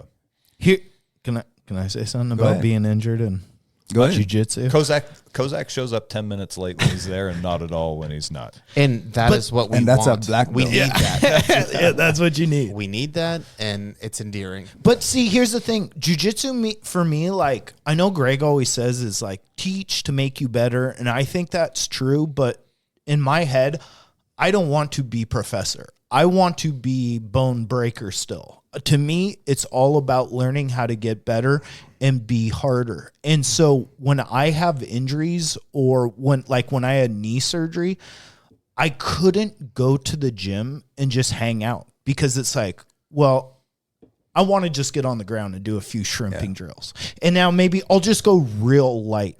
I cannot be in the room and not do it, which is a problem for me, sucks because this place is so powerful and people go there just to hang out. And it's like, I can't fucking hang out unless I'm trying to strangle. What do? I feel Shoot lost. Shoot and grill. You know what I mean? Like that's Drink kind of beer in the sauna. Yeah, it's kind of a thing, right? We do have those. There's people go there to just jump in a sauna. Yeah. People go there to jump in that cold plunge. We shouldn't say that because Greg's going to get a bunch of emails, people wanting a membership to just hang out. Hang out. Yeah. Well, But there's some if you accountability too. Yeah. There's some grit that you need to have to be You part can't of just get a membership to hang out or to go get in the sauna. A lot of, we have a lot of people, but the acceptance, there's a There are people who... a probationary period, I would say. You got to prove your worth in a certain way. Your grit. Either you have to prove your grit. Yes. That is, yeah. And I think that if you don't prove it, you kind of find yourself out. It seems like the people that are there is because they went through trial by fire and they want to stay there. Greg has always said people who don't fit in show themselves out. Yes. And that holds true. Yes. But what were you saying earlier about peer? Oh, what did Tobin call it? Peer review? Peer review. I called it peer assessment, but I thought that was one and the same. So peer review in Ranger School is where at the end of a phase, everyone in the squad rates everyone else. And you give all your squad mates a score from 1 through 9. And if your average score is too close to 9, then you can get recycled just because basically your peers are saying this guy is not a team player. So is Greg really talking about doing peer reviews at the gym? Is that what I'm hearing? Yep. I That's like it. I fascinating. second that. Yeah, I know. I love it. And it's we're talking about that. No shit. That's what I was just saying. Goodbye. We're talking about I that. think you're real. grandfathered in, buddy. Yeah, we're talking about that in terms of the gym, but for people listening, and especially like my people, like you can hold that same thing in your community. Yeah. Instead of the old way of just kind of tolerating people's behavior and then you try to discipline their personality. What's interesting is I've been thinking about, this is just a pipe dream. Maybe I shouldn't even say it. Never mind. Well, okay. Yeah. There goes two. I was on a Business roll, idea too. for Training Northwest. I'm sorry, man. Go ahead. Oh no, you're good. What but would peer review at the gym be? What if it was something where you had to score a certain level to get into a class? Like a jiu-jitsu class? Like there was a class that you couldn't attend if you weren't invited, and you had to. The line for that would be so long because people would, when you tell people it's exclusive, they want it. Yeah. And when they have to try out for it, they want it. But that's the thing, right? Because people are looking. Everybody there is looking to do stuff harder, typically, Yeah. right? Well, actually, I can say it because I own 30 acres and I own the range, so that's my advantage. I'm considering doing some sort of a selective membership at Training Northwest. Like open it up to 20 people and there's going to be standards and you have to pass. And just passing allows you to become a monthly member. And run sort of monthly courses just for private members. Yeah. Because I'm finding that the public classes are hit or miss, but private groups are far more consistent. Well, when you have return people a lot, that's how you get to know who's a white belt, who's a blue belt, how people progress. So if you have a membership type thing like that. People who are serious enough about developing their skill set to put effort into it, and by having like a minimum standard, you will find who's willing to put in the work. Yeah. to hold that spot. Yeah, exactly. Yeah. Yeah, and knowing that it can be taken away is That's kind of that's the same thing. I mean, that's the same concept as for the peer review. It's like even I am not excluded from that, right? That's on me. That's why I am who I am. I self-assess myself. I could hold myself really close to Professor because I'm a coach for his kids, but at the same time, that doesn't allow me to just act stupid or be a nuisance at the gym. Like there's times, like little things, like I notice some people, I ain't gonna say any names, but it's like, Are they sitting at this table? even for me? Yeah, let's be honest. Well, it doesn't matter. Is his name 'cause Kike Mozak? You guys are always late, so it doesn't matter. That's already after the fact. But it's like little shit like this, right? Like you become a nuisance at the gym. Like you start encroaching, you talk too much, you talking over coaches, like little shit like that. And if you're a member too, like that could be a strike against you. If enough people vote your name in. If you're the obnoxious person. Yeah. in I think class. that it's always been, for me, it's always been you look over, you get a nod, and you go, okay, I'll take care of this right now. And you just tune somebody up. Yeah, and it's just, but at the same time, like, that's good. But I think it's better if they fucking know that they're not, they could just be out of there anytime. Yeah, but to do it and then say, figure it the fuck out. Yeah, because As you're choking them. like the little shit, like this is the little shit that gets me. Because I'm really close to Professor, but I see his door like half shut. I don't just push it in. Hey, what's up, man? Yeah. And you got people that like just they want to talk to him. It's like, and I'm thinking like, does he even want to be spoken to right now? Like, does that even cross your head? Yeah. He's getting ready to work. Yeah. And that's why to me, it's like shit like that needs to be reviewed or brought up. And just the way you utilize the gym, if you're being disrespectful, that's another way that your name can get on the list. Just little shit like that. You irritate people and enough people put your name in the hat.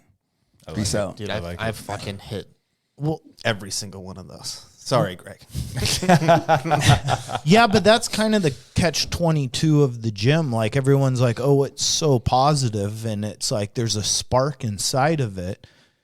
And it's because people want to touch that spark. And they want to touch that spark, but it has to, I think, have some occurrence of top-down leadership. Like having Greg there is a reason. Like when I met him and understood his jiu-jitsu game and rolled with them, and it's like it's more than just he's got good jiu-jitsu. He's all about it. He wants everyone. It was open, inviting. He wants to train as much as he can, not only jiu-jitsu, but bettering his body. Like coming from MMA and stuff, it's like, cool, I can get down with this. And so I got obsessed with grappling and stuff again. And it just made more slowly, it built. 2020, it went through the roof, but he's always kind of been that person, and it's drawn people in. And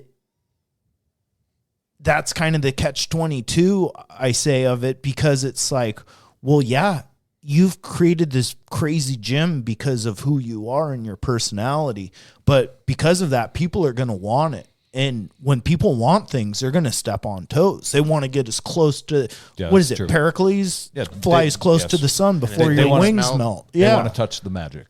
Yeah. So it's, I'm not saying it's tough to be heavy. It's good problems that wears to a have. crown. It's good problems to have. But it's, he has a it's lot a of respect thing. It's enthusiastic customers who don't understand the culture, and they don't understand the boundaries. Well, that's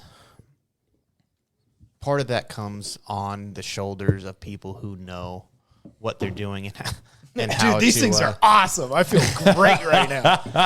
I had the hardest pee in my life. How warm are your eyeballs? I can see through walls right now, gentlemen. This is wild. I've never seen anything like this. I wasn't expecting. No, Dude, me and my people do it all the time. Me and my people. These are my people now. But dude, A week from now, we're going to go over to Kozak's, and he's just going to be eating cigarettes. No, I'll have like liver poisoning. I'm like, dude, a kidney shut down. My right side hurts really bad. He's gonna be in Danielle's greenhouse, getting rid of all the plants, making room for betel nut trees. Yeah. You know how much beetle nut I've got in my house? It's I'll sell them to all the island people in Spanaway. Beetle nut. my people. My people. No, but just going back on that, I think that's why we got the men around the gym that kind of protect the sun. Yes. And it's like I like that. Oh, Zach came up with that. He's like, Greg is the sun and we're just the planets hovering around him. But to me, I kind of take it like if we're on the mat, then it could be me or Jordan become like the mat enforcers, right? It's the same thing, the same way we call out people's behaviors on the mat. Now we're just doing it off the mats, right? You just kind of treat everything with respect. Yeah. Like I earned my spot. You know, I don't know how fully I earned it, but I worked every day to fucking, you know. Earned it. I want to represent Jordan. I want to represent Tobin, Greg, Mike, you know, my boss in a way to where it's like, you guys not going to hear anything stupid that I did outside of the gym. Yeah. Right. So you guys are always constant revolving around my head, you know, when I'm on a daily basis to where it's like, yes, that's my spot. I want to keep that spot. I want to stay physically fit. I want to stay mentally strong. All that shit that requires me to hold my spot there. It's all because I surround myself with warriors and I want to maintain that spot. And I think that's how everybody should do it. If I'm there to just touch the magic, I would not been there. I'd probably be at. Well, that's why we get white belts who come in and 3 months later they're gone because they get their chance to touch it, and then they're like, okay, not sure why I'm here anymore. I think the responsibility of that is important for like 'cause a lot of people will rise to the level of responsibility you give them. Yes. And that is a really cool way to do it and put the ownership of this on people themselves. Right. I know that like I'll thrive when I get a little responsibility. It's like, that's when I show up. If it's just like, nothing's expected. It's like, well, then nothing's going to be what it is. I'm not, you know, I'll do the wrestling thing and kind of coach a little bit, but it's never like, oh, this is expected. I'll give you a good scenario of you and I, Jordan, as far as it pertains to the gym and responsibility, whether it was directed towards us or we just picked it up on our own. But that's just because we are who we are, right? So let's say there's something happening at the gym.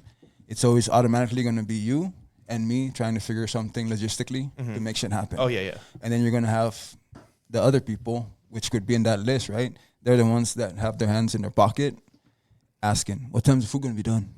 Yeah. You know, like shit like that. Like sometimes just to be in presence of like warriors is just to act like it. You know, you don't always have to be the warrior. Sometimes you have to be ones taking care of the warriors. You know, so it's just like stimulating their brain, like start thinking ahead. Yeah. Like sometimes earning this spot is really not just showing up every day. Like nobody gives a fuck about your perfect attendance. Yeah. It's how you carry yourself through this. Yeah. You know, and there's countless people that I can see because they'll come to us and we're stressing out because we want to make sure it looks good for the community. Yeah. Making the sun look good. Yeah. And they're over there like, oh, what time's the food going to be done? I should have showed up like 30 minutes late if it's going to take this long. Yeah. And I'm just like nudging you like, should we just knock this motherfucker out? Dude, there's a couple times I thought Are you talking about when we were cooking at the thing with Joel? I think, yeah. That's very specific. Yeah, well, I remember that because it was hot. The sun was directly on us. We were kind of hiding under some pop-ups. And you guys got me high and I was fucking sunburned because I didn't think you got sunburned. No, I didn't Hang on a minute. Bro, I didn't want to move because Your people can sunburn? Bro, I thought the sun was your friend. Remember the cooler right next to the grill? Yeah. I sat there Yeah. and I didn't want to stand up because I thought I was going to fall down. Yeah. I was like, motherfucking, with like a no face back plant on standing this right behind me, Benihana. trying to talk to me. And I'm like, fuck, like, I don't even want to answer. Well, I remember that. I remember, Tobin grabbed the fucking shit from me and was like, go. I got this. At one point, right? Oh, because you'd been working that grill for a while. Yeah, and you just fucking took it out. Yeah. At some point, I looked out and I was like, Jesus, Jordan's still on the griddle. And I ran over and was like, hey, man, go Yeah, hang then out for we a even bit. I had to got fire this. up your other charcoal grill just to get more shit and he's going. over there in the fucking but that's the fun shit about this. It's like you see on the mat, you see how people act on the mat, and then you see how they act off the mat, and oftentimes it's the people that rise on the mat are also the people rising off the mat. Yeah, So there's a correlation. I also got to point out that if anybody else had been running the grill, we'd have been upset. Of course. Yeah. I wouldn't have let it happen. That was No, I wouldn't have. Some other people brought meat. And I was like, Whoa, back up here, buddy. Easy. What is this? Who's this Sean Baker fucker? Thanks for the meat, though.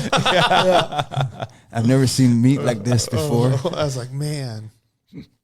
How long do you massage this cow? It reminds me of like the boys when they're playing select ball. Yeah. And we travel, and then we I organize like a potluck, and then you got parents that come up with like a fucking steak, like, oh, can you get this like medium well? Like they bring one. Yeah. Good. So you know what we do? Yeah. Burn the fuck out of it. We cook the thing. I'll chop it up and serve it on the table Oh, nice. with everybody else's food. Little Yeah. cut bites. Yeah, perfect. It was perfectly medium well. You should have had it. It was delicious. Yeah, Where'd you thank get you. that Put steak, a bunch dude? of toothpicks in each Yeah. little bite. Yeah. No, that's I love That's it. amazing. I love it. See, that's the kind of shit, dude. It's perfect. That's how you need to handle it. What do you think is like the changes that are happening? Because we've all felt the gym is kind of transing as well. It's in a season of change. Good, bad, indifferent. What are your thoughts? I think the good for me is seeing the abundance of kids that are signing up more and more. Yeah, the kids program is fucking amazing. Blowing up. Especially after that incident. Yeah. It's like, I think there's like 7 or 8 kids that signed up after that incident. Oh no shit! Yeah. That's awesome. And it makes it a lot easier for me. Not that I would change how I teach, but it's always good to know that They're when here I'm for a coaching the reason. kids and my thoughts align with the parents, They got your back. Yes. Yeah. Yes. yeah, it makes it even greater. The coaching, the hardest part about coaching kids is their parents. Yeah. Yeah. That is 100%. Dealing with parents is the hardest part about it. Do you think parents turn their kids over to you because you have a style of discipline that they lack and they want in their children? They do. And then there's I think it's an odd one. toughness with love. Yeah. Is what I see when I'm watching, and I like to sit and watch you coach. You're that good at it that it is fun for me as a spectator sport. Spectator sport. I kind of do it like how I was raised, right? Like my dad would coach me the way I coach now, to where he doesn't have to beat me up. He just gives me that look of disappointment, and I'm just fucking burning. So that's how I treat the kids, right? I respect them enough to grill them and give them all that stuff that I'm pretty sure their parents never spoke to them that way. Yeah. And then now they have a way of processing it. And then I also know when to deliver the message. Sometimes it's required in front of their peers. Sometimes it's required just me and that kid. Individual. Yeah, because I still want to keep the integrity. I don't want them to lose out because they feel like I embarrassed them in front of their teammates and stuff. Unless there's like that naughty kid, then you're going to get what you're going to get. Yeah. I'm not And you're going to get it filter in front of anything. your parents too. Yeah. Because they need to hear it. a little coaching themselves sometimes. And then I think what makes it a lot more fun for me too is watching my daughter kind of follow my footsteps. Kate, So- yes. When I'm not around, like if I'm still talking to Greg downstairs, we can hear the mats they're already going. Yeah. So by the she time I runs get it. up there, and she does it again. She does it with like a very calm demeanor. Yeah. But she's also very serious. Like she means it. Like don't fuck with her. Yeah. Well, yeah, and she'll fuck you up too. Yes. Like I there was one instance where I was walking out and one of the guys that rolls with us, he has 3 kids that one is in the downstairs class and then 2 of the younger ones are in my class. And I already instructed the kids, like once the class is done, you're not to be making noise because Professor Greg is teaching a class or there's a class downstairs. So you're not going to be running around and doing all that stuff. And I guess his dad was telling him to go eat in the car. And he was like bad-mouthing his dad. And Cadence grabbed him by his gi and lifted him up. It's like, you're going to get your ass in the car right now. And went and threw him in their car. And his older sister was like, how do you do that? She's like, sometimes you just got to kick his ass. Yeah. It's like, he's never going to respect you if you're just going to let him walk all over you like that. You're the oldest sister. How old is Cadence? 13. She's going to be 14 next month. Yeah. She is a special kid. The thing that blows me away is she'll always find me. When I'm there, she'll always find me and ask me for a role. But I don't know any other 13-year-olds that, like, I enjoy rolling with her because I can go into super deep water with her on the mat and pull her into weird stuff, and she performs very well. And to take a kid I mean, I've got quite a bit of experience under my belt, but to take someone that young and pull them into really deep waters and have, like, I'm not going to overpower, but it's like, all right, let's go game versus game. And for her to know what to do and how to overcome or hold through a compromised position, it's very impressive to see her on a mat that young and that able. And it's like, I look forward to seeing 5 more years from her and what that turns into. It's cool. I've never Dangerous is what it turns into. I've never been so close to, like, I've A been respectful close. boyfriend. Is what that's It's like, let me get the door for you. Yeah. But it's cool. It's like, I've always been around kids doing jujitsu, but it's always like white belt. But to go super deep with a kid and have them be able to respond and know what to do, it's like, man, It's you're going to be a interesting. problem in 5 years. It's cool to see like high level technique coming from young people.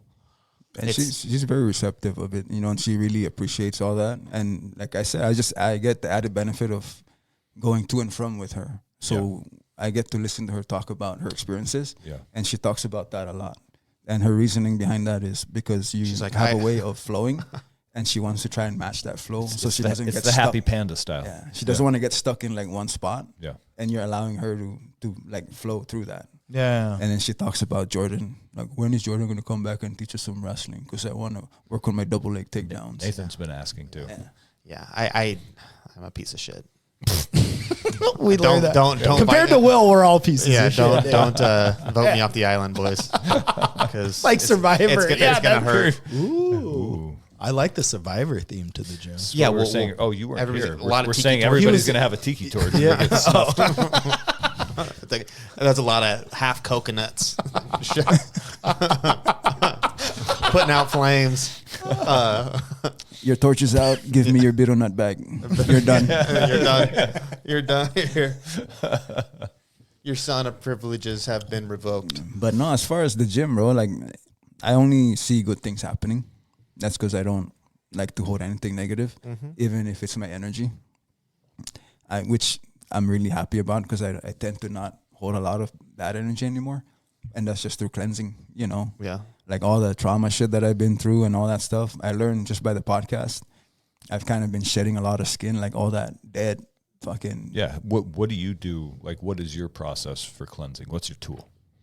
I just self-assess myself, man. Okay. I utilize the men in my gym to kind of reflect myself, and see So no one at this table. everybody at this table. I don't know about that, dude. Yeah. Hang on, Mike. I'm put, a Mike. Put that giant hard child. lemonade. Put that hard lemonade under the table. Nobody can That's see my it. spitter for beetle nut. But, it's like I said earlier, it's like wherever I carry myself, you guys are always in my forethought, like whatever things that I look forward to, whether it's just going to a gathering, an island gathering, like you guys are in my head. Not that How are we there? Like, this is just random malarkey. so for me it's really just the process of holding myself to that standard, right? Like we're all fucked up. We all do fucked up shit. Despite all the Yeah. jokes, we all do run a pretty Yeah. high standard. Yeah. And like when I talk to my boss, Jordan and I are just looking at each other like, what are we doing? and like despite all that shit, like the surface shit, like deep down, like all the stuff that we do with like through Tyler and everything spiritually and all that, like that all comes into play. Yeah, and it's all new ground for a lot of us. Yeah. And it's everybody has sort of sacked up and said, you know what, I'm going to jump into this and see where it. And it's scary and it's difficult, and you have to confront a lot of your own shit. Yeah. And that's it's 100% worth it. that's the process. Yeah. That's me just identifying all the shit that I've been through, and like the people that I hurt, like how I hurt myself, and the things that I saw growing up as a kid. Yeah, It's like I was telling Zach, it's like that's just the shit that I was hoarding.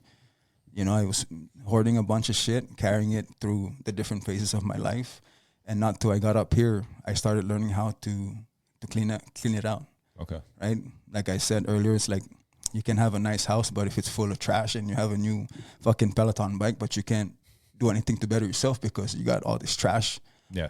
Taking up space. Yeah. You put that Peloton bike in Jordan's front yard. Yeah. Yeah. And then I get rid of it because they're backed by the Dems. Are there still car parts in the oven? I do like that. Where else would you fucking put them, Mike? Duh, dude. Dude, it's a fucking cabinet. When it's unplugged, it's just a cabinet. Yeah. Well, and it keeps the rain out. There's a seal, so it does a lot of things for you. It keeps the rust away. It'll keep the rust in, though. I'll tell you what. So it is what it is. It's like that's equivalent to a dishwasher to an island home. Yeah, exactly. That's where all the Tupperwares, the extra Tupperwares, go in for storage. Uh-huh. Yeah. Yeah. Yep. So I still don't know how to fucking run a dishwasher. I look in there like, what the fuck is this? You go cadence. Zach and I. As a matter of fact, Want a stripe? Wax on, wax off kind of thing. Oh my god. That lawn's not going to mow itself. No, but no, All bro. right, so hang on. To go back to a serious note, I am curious. Like, what is your process when you realize you're carrying something you shouldn't to shed it? You set it down. Let it go. And if let it it go. returns, Yeah. it was Is it in. that Let it- simple for let it you? go. Is to be like, you know what, I need to let this go. Yes. Okay. I need to let it go. It's easy to say it, Yeah. but it's a process of letting it To go. do it. Yeah. Good case in point is like my new endeavor, right? With my new job. Everything about it is hard. It's something that I've never subjected myself to. As a matter of fact, I would probably always run from, right? Getting in front of people, talking in front of people, having to change my language pattern. Like I'm even all the way down to enunciating words, I know how you feel. you know? And then Fucking A. like not trying to use big words, but also trying to explain fully Yes. so that they understand. So I'm not Indubitably. repeating myself. It's it's crazy. it's crazy, but through all that, like it's the process of me letting the shit go because I see something further ahead that I want, and this shit is only gonna hold me back. Yeah. So just forge through fire, and I'm fucking drinking out of fire hydrant. Yeah. Good. Do you know, feel like the recognizing those things is hard? Or do you know in your heart like what's holding you back? Now I know with clarity, yes. Ever since I stepped foot in this place, right, I see everything with clarity. And just like I said, by engaging myself with the other men in the room, right? One, I understand that I'm not, like I fit in the room now because I know fully that I'm not the smartest person in the room. And that's just another process that I have to let go. Like I don't know shit. I'm gonna start all over. So I'm just gonna use both of my ears, listen, and then talk once if I have to talk. Yeah. But if not, I'm all here to learn. I'm at a point in my life. It sucks because it's like, man, you turn 43 and it's like I'm letting go of shit that I picked up along the way. But now that I see it, it's shit that really never projected me forward or has anything of value. Yeah. Everything of value that I bring to the table is the respect, the loyalty, all the integrity, all that good stuff that I possessed and was given to me as a young kid growing up, like as an islander. Just being humble and being grateful. That's the kind of stuff that helps me better myself here. Yeah. Everything else just becomes easy to let go and identify. It's just the process of really walking through that fire myself. I'm a little jealous that you're able to figure all that out without drugs. I would We like don't to know try that. shrooming. That I would agree 100% about that. I think there's something I've gotten as I've gotten older. Because when I was younger, it was very, mouth shut, ears open, get to work harder, you don't deserve it, all that. And then I hit a couple spots in life where you had to believe that you did deserve it. So when that happened, I kind of started to act like it, right? And what ends up going on in that situation is this kind of cocky, arrogant feeling comes up, like I do deserve this. Yeah. I should have this. I should, be able to do that. I should be able to say what I want. That's actually a good virtuous thing to say what you mean and mean what you say, and like just really take. I got Miller's for you. And then you kind of realize like, I sound like a jackass. Yeah. I don't like where I've put myself, and then that's kind of what for me, what I've noticed with myself is like, I feel like I come off like a cocky prick. Whereas when I was young, I didn't, right? Yeah. And you believe that? Probably not, because I'm not. But then you realize like it is the things you were taught as a young kid. Yeah. Just to get it done, and be what your coach encouraged be seen, when not you were heard. 12 years old. When I was young, when I was a kid, and it's just, what's happened? Mike's distributing beverages. Right. Perfect. But yeah, that so I agree, and I see that, and I haven't been able to let that go. Yeah. Because it's like at work, it's like I've been around this long. I should be this. I should be taking point on this. There's a and lot then of it's that like, in our job. But then you go, should I though? Yeah. Or do I just need to do a good job?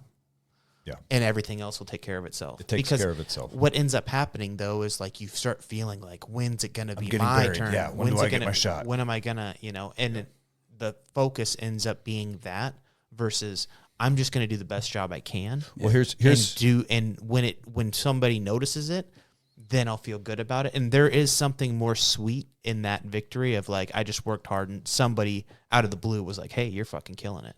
There's something about that where the other way around, you don't get it. Yeah. Right. When you're like, hey, look at me, look at what I'm doing. Look at how great I am at this. And then it's like, okay, but now you're, it's not authentic. It's not, there's no merit to it. Yeah. So there's something to be said for entrepreneurship there, where even if you're just doing like, again, what like Mike and I are doing with small businesses on the weekends. What do you call it, small? I'm a graphic institution. But that's... Oh, my God. Just the opportunity. It's a different feeling on Saturdays when you're headed out to work for yourself. Mm-hmm.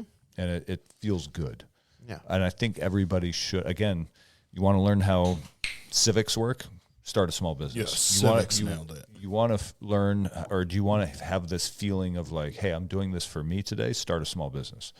Because you get these little moments where it's like, you're in charge. You are making all this. This is going to go the way you decide it's going to go, and it's easy to get lost in a big company and have that feeling of I'm busting my ass out here. I'm doing a great job, and nobody knows because I'm just number 1097. Mm-hmm.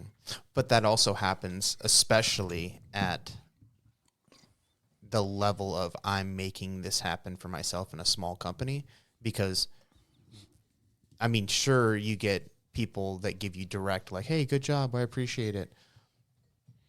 But you're not working to get a shot. You're working to keep the ball rolling. Yes. Yeah. As you have a stake in keeping the company alive. As opposed to like I'm just a number and I'm going to work hard in hopes that I end up in the right spot underneath the right circumstance. And people, I think, they drowned in that. Right? They go, oh shit, and they start getting panic attacked, and then all of a sudden they start doing shit that they wouldn't normally do, and their character gets tested. And sometimes, and a lot of the time, people's characters, because they're in that situation, they start doing shit that they know they shouldn't, and they normally wouldn't, but I guess they would because they're put in that situation and they're trying to lift themselves above other people. Oh, you're talking about, we call that spotlighting, where they're trying to shine a spotlight on themselves and in order to make themselves look better than their peers. Is that what you're talking about? Yeah, I'm talking about that, but just like in your, I guess, yeah. Can I add to this? Yeah, go please. Because I've worked for myself for like almost the last 10 years. I haven't worked for someone else in about 10 years. And I recently started working for another company as well as running my own company about a year ago. And I would think about when problems would happen, and I would always go to the boss and I'd be like, what do I do? What do you want to happen? And I would be positive, like whatever you want to happen, I'll make it happen. But owning my own shit and knowing how to figure out problems, working for someone else,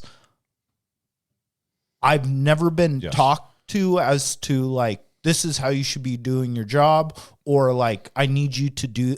Because for a year, I've worked for someone else, and I just know what to do. Yeah. I'm learning a skill and a trade, and that I have to be educated on. But like the daily minutia and of making something be successful, making all the little don't have to put decisions. any fucking thought into it. And I say to, like I've always said, is the reason I'm able to be a general foreman, like on large job sites as an electrical contract or for an electrical contractor, is because I did so many side jobs as an apprentice, where it was just my job to figure out. Like there was nobody to call. These people had paid me money, and I had to fucking figure it out. Yeah. And a lot of times it was simple because I was doing residential stuff, but that sort of attitude of like, I just got to get on the phone. I got to call the vendors. I got to get on the phone, call the distributors. I got to get on the phone, call the inspector, and just start figuring it out on your own. And there's no safety line. Like, hey boss, I need help. Yeah. Just figure it out. There's something in that, because I did that for a little bit, not a lot, small little jobs, doing the fencing. Right. Yeah. And that was the most gratifying. It's educational. Work. It's like educational. You feel like like you don't think of it as education, but you're like, Jesus Christ. Well, after doing this for a little bit, I feel so much more confident and just aware of how. Now I know why I want to burn the IRS down. There's a few things that you get from Hit the too. stop Flag that. Yeah. There's a few things you get from it. You get the gratification of doing it yourself, right? You get I want to make myself and this company look good. So I'm going to put extra effort into making sure that this is how I want them to see how this company works. How and this company is me. I'm representing myself through this company, and I want them to know they have a good product at the end of it. So that little charge is better than fucking any caffeine you can ever get. You'll get up and you'll fucking work your ass off to get something done, especially if you're creating it for yourself. I was just going to say what it is the joy of creation. And even if people don't realize it consciously, subconsciously, I think they understand that where there was nothing, they created something of value. Mm-hmm. And that's gratifying, right? So where there was just nothing but rainforest out in Granite Falls, Greg and I created the range, and I created Training Northwest, and he participated in, he's a partner in Guns and Geese. And where there was nothing before, now there are all these opportunities for people to come out and learn something new that they value. So we created value from nothing. Mm-hmm. Same thing where if Jordan starts his catering business, he's going to create value where nothing previously existed, because he can serve all these customers. Like the most delicious brisket you'll ever eat in your life can be had. Big Pots. Yeah. Sorry, Potts. It's not you. It is him. I love you, bro. Your brisket is good too. Love his abs. Bananas. But it's the Is that what he it's does? the realization that you Tell me more tricks. Will. he uses bananas and betel nut and palm malls. Yeah. Bananas and Lathers that up with shields in the shower. bananas and betel nut might be my 2024 summer diet. Yeah, I mean, that's My veins feel open. I peed like I 3 think times. Lindsay Lohan I did feel that. so open right now. Like my body is just. Mike's that's- having a psychedelic experience. that's on the betel fucking nut. lime. Is it? No, that's the Pall Mall. The lime. The lime. It's burnt up coral. Quite literally fucking like burn bodies up in that, right? Isn't that? Lie or No, lime? that's a lime. Lime. You're thinking of lie. Lime. Yeah, L-Y-M-E. I think that's what that shit is. I think he This shit is coral. mislabeled it It's coral. Like, coral. yeah. So you're telling me? Yeah, my people eat coral. I'm pretty sure that's illegal. So I'm pretty sure that's illegal. So before you go on a different tangent, I just want to highlight. I just want to highlight you, Jordan, so you don't stop talking about my betel nut.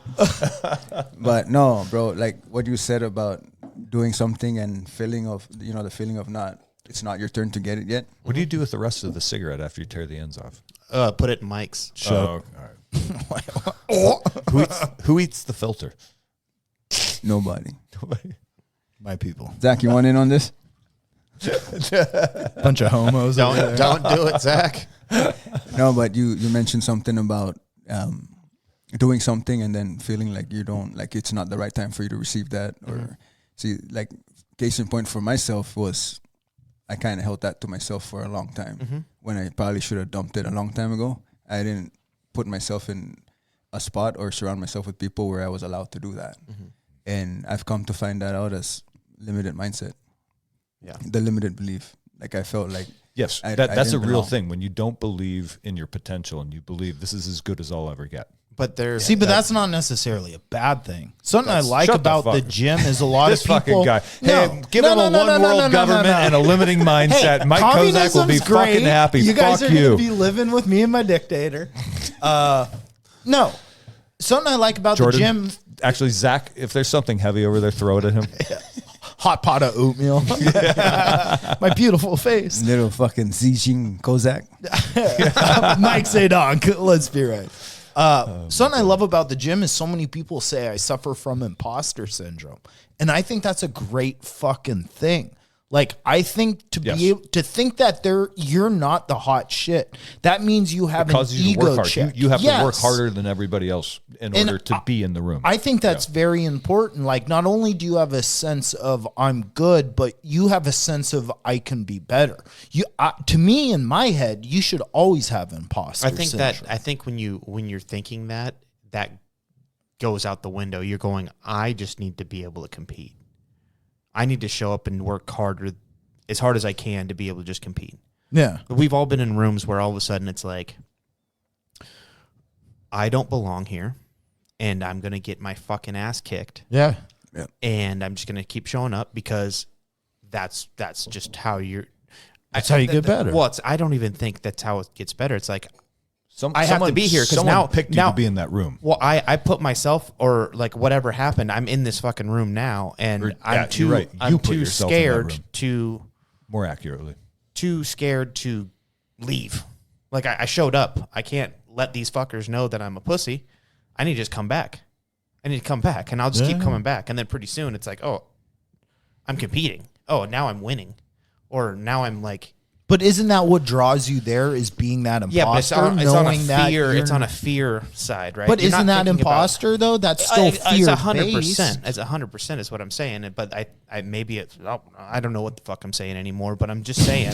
No, that's him what a I was, beetle that's what I nut, was dude. trying to say earlier about forging through fire, right? Like Yeah. you're walking through that Yeah. fire. Yeah, and you You're just keep feeling your head down all and you of go. it. Yeah, All the humility and you're the doing that. shame. You're doing that with work right now, and I mean that it is the hardest thing to do. But it's also, I know, like once you go through it, you know that you can go through it any other fucking time. Yes. And there's not any time that's going to stop you. So like you can go through that work and you go, yeah, this fucking sucks. And I know, but guess what? I'm going to put one fucking foot in front of the other. And I'm just going to, every day I'm grinding,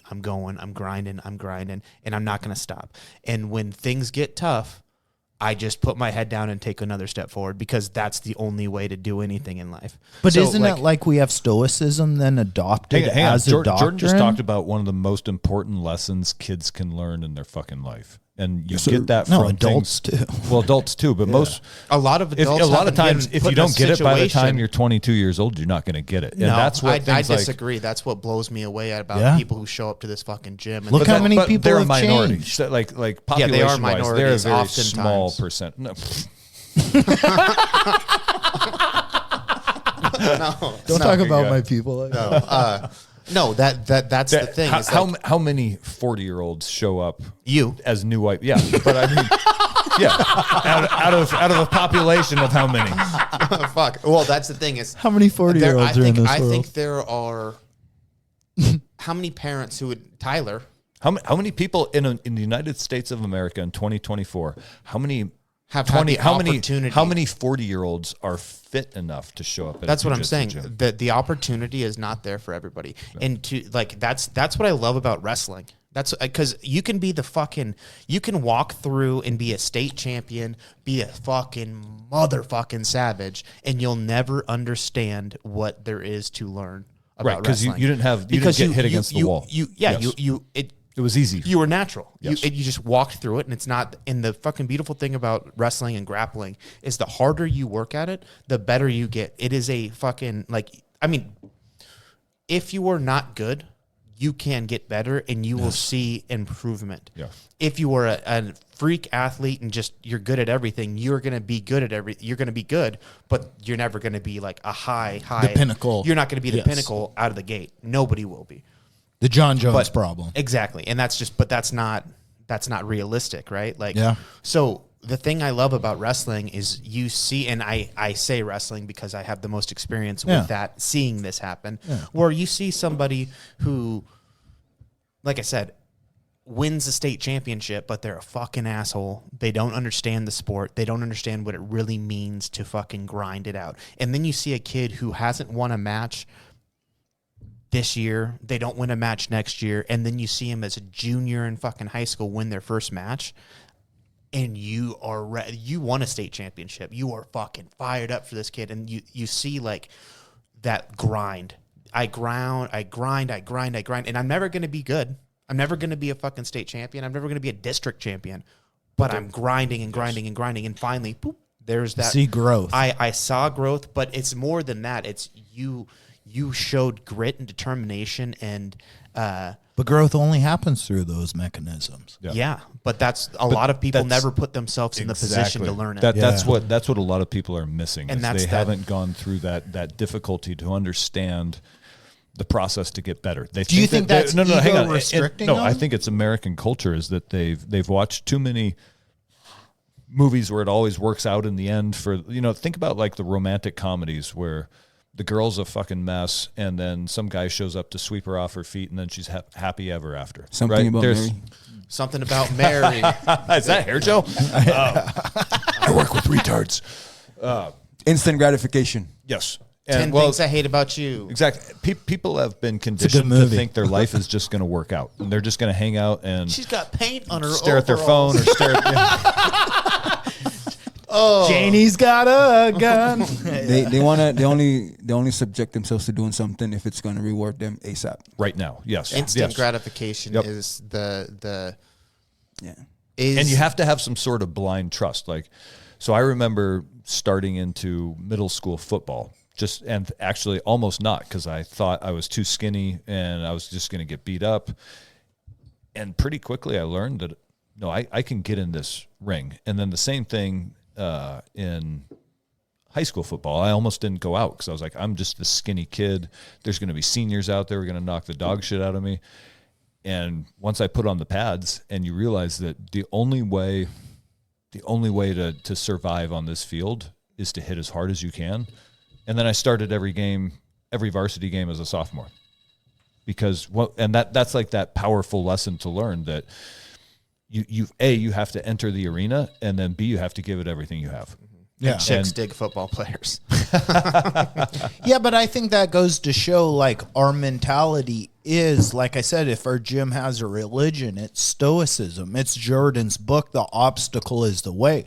That is the deflation of ego, being that things are hard and that's what makes me better. Yeah. The person whose ego says it hurts to do this is the person that never challenges themselves or becomes better due to adversity. They fade away from challenge. Yeah, but that's what adversity is. Lifting a heavy weight is physical adversity. It is adversity of gravity, right? So I think you have to have that. That's something that is being reinforced in our gym is embrace the suck. Yeah. So in that book, the king, Obstacle is the way? The obstacle is the way. There's that part where the king is sitting and waiting because they put a big rock in the root. And that is kind of what you see at gyms, and you see when people have to go through adversity. There's some people who turn around. There's some people who go over it. There's some people who go around it.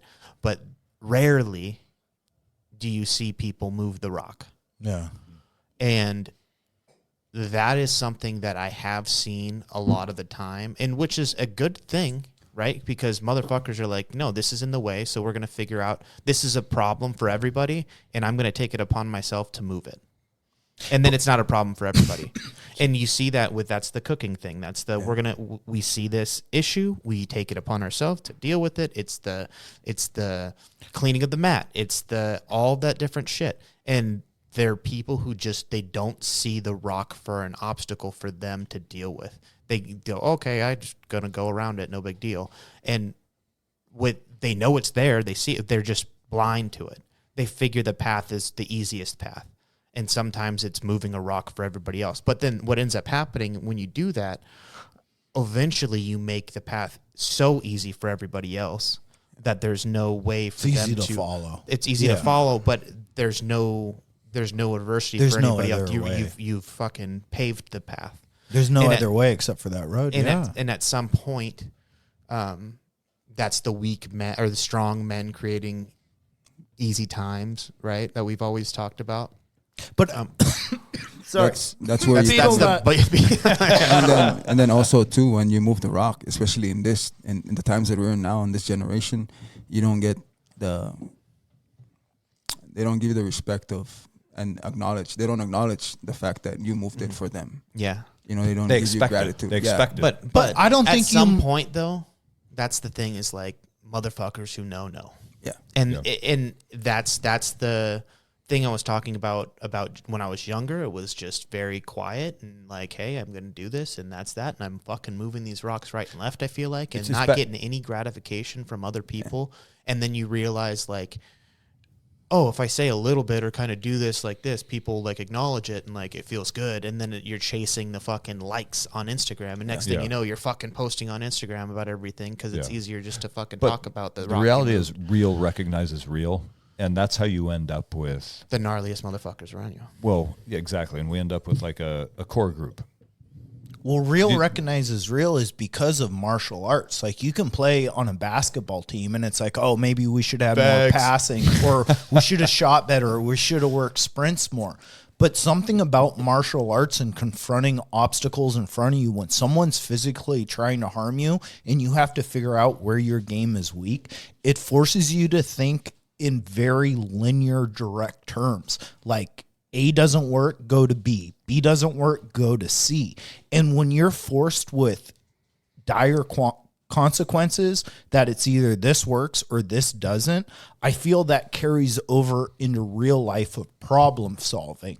When you see people whose lives aren't where they want them to be and they get a little discipline and things start to go on a better path, that's instant conflict through who you are and seeing this is my fight and I did this and this worked well. I will continue to do that. I think martial arts is a very unique skill set and sport that creates a very unique mind meld or mentality that forces you to think in that stoic way. Well, I think there's a reason that Marcus Aurelius was that is because he was not only a leader, but a warrior. It is easy to transition that mindset into life after you've lived it on a mat or you've gone through the adversity of it. And a lot of people, I'd say this, less people bring it from life to the mat than the other way. Yes. The other way. Yeah. I don't know. You've had a lot of adversity in your life you that brought you it with are you. here. And you've been that person. So I don't know what you were like day one white belt. Who knows? But maybe you did bring it the other way. It's like we start on our knees, right? Will was created as a purple belt. It's just No, but like to your credit, when you use that wrestling, right? You talked about the dude that was a champ, but he was an asshole, and then you got the kid that worked his ass off and then became a champion. Yeah. Like even if his destiny was not to be a champion in college or anything greater than that, he is a fucking way better person because of that. Yes. And that's the beauty of it. And that's where you see the people come from those humble beginnings and they work their way through the shit, whether it be not having a lot of money or not having a lot of skill and strength or whatever it ends up being in your life and like the struggle that you have to go through to show up every day and compete and like do it for yourself and the betterment of who you are. That growth, I would wage my house on the kid who worked his ass off, becoming successful in life over the guy who just got the state championship because he was a fucking big athlete. Yes. Yeah. Right? So 100%. That's the lottery winner compared to the business. But that's the thing is like you learn to grind and like that. There's a quote in wrestling and Dan Gable said it. Once you've wrestled, everything else in life is easier. Ooh. And that is something that like you can relate to grappling and fight in MMA, mostly wrestling because they were the best. But when you start thinking about it, I think it's once you've learned to work hard you know when you're not working hard. Yes. So you have that accountability that you were talking You about. know how far you can go before you throw up in your mouth. Yeah, and but if you you're also- not right there, then you go, I'm slacking. Yes, you know, like I can push harder. Yes. I can give more. I know I'm not, and that's depressing. That's defeating. That's depressing, and that's when because you know you're quitting on yourself. you know you're quitting that on moment. yourself, and you know you're not. Why do anything if you're not going to do it hard? Yeah. And that's kind of like, that's part of the struggle that like I said, I've been having is like, I know I'm not putting the Well, it's weight on me that I need to really do Excel. the best I can do. Yes. Yeah. And I know I can give more, and I'm not. Exactly. And It's that lesson of, again, when you step onto the football field, how good do I want to be? Do I want to be a starter? Do I want to be a player who comes off the bench? Or do I want to be all-state, right? And so you kind of have to make that decision in practice. How hard am I going to work? Now am I willing, like, okay, I want to be all-state. Am I willing to put in the work to be in that conversation? And you find out really quickly that it's hard and you're just drenched. You know, in OMAC, it's 103 degrees. You're drenched in sweat. Coach, this is back in the 90s when the coaches would tell you not to drink water because you might cramp up. Don't be a pussy. Yeah, exactly. Don't drink water. You'll cramp up. And You're it's gonna hard. drown, It's miserable, and your eyes are crusted over with your own sweat, and there's all you're doing is you're not even playing football. You're just doing drills. Yeah. Just doing drills. There's no enjoyment of the game of football. It's just drills for the opportunity to play football on a Friday night. And you have to decide, how bad do I want this? Do you guys have any because I can recall, do you have a definitive moment or time period in your life when you learned how to grind? Maybe you did it physically and 100%. it changed you as a person emotionally, mentally. It was over a long period of time, but it was my parents bought their little hobby farm, and suddenly every weekend was You know how hard it was to catch those goats? Yeah. Pin them down the way he did? Especially the second time.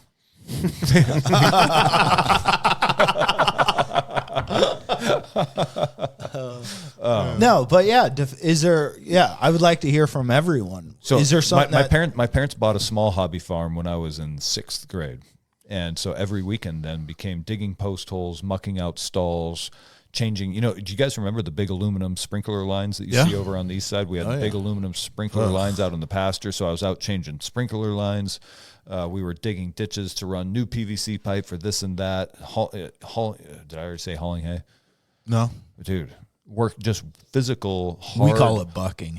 Bucking hay, hard physical labor, any of my spare time. I remember hating spring break. To this day, I hate spring break. Because you know what you do on spring break? The barn has just thawed out. You shovel the entire winter's worth of horse shit out of it. Oh my god! Damn. Spring break, dude. Spring break OMAC 99, baby. Yeah. Fucking hobby farm. Where was Pauly Shore when you needed him? Huh? no shit. Yeah, the wheeze. Smells like ammonia. Woo. Jordan, how about you? Is there a definitive moment where you learned how to grind in life? You've had a history of wrestling, but was there something innately I was a tough kid who was rough and tumble, so it wasn't really in wrestling. It wasn't not until I got into college. In college, that's when like wrestling, like for me, the grind of like going into a room because did that change you more than any other time period? You think is doing no, that? I think I could academically is the thing that really pushed me because started this podcast. I know how hard. Like I'm. Obviously, people listen to me fucking talk every week, maybe, possibly. Thanks if you do. But I realize like I'm not good at reading. I'm not good at writing. It takes me forever to read a book. 2 hours of homework for one kid would literally take me 8 hours. Like I will grind But you'll get it done through that shit. So like. I remember that in school too. Like in I hated school. All from kindergarten until 12th grade, both. Okay. But I remember having this. I could make myself focus, even though I hated it, even though I wasn't interested in it. I could sit in each hour-and-a-half block and be like, "We are going to focus hard on getting this workbook or this test or whatever it was done." So that can just be done. And I guess my motivation was not to have to deal with it after school or on the weekends, but I could go complete laser focus on it to just get through it. And I'm not sure that I think that in itself is becoming lost today. Well, everything's broken up into, TikTok segments and, 30-second sound bites. Yeah, well, Instagram scrolling, right? Yeah. That's that. And I'll be the first to admit that's where I'm lost in that. I can't concentrate for shit right now. But I know that grinding. So we need to get you a Sudoku book.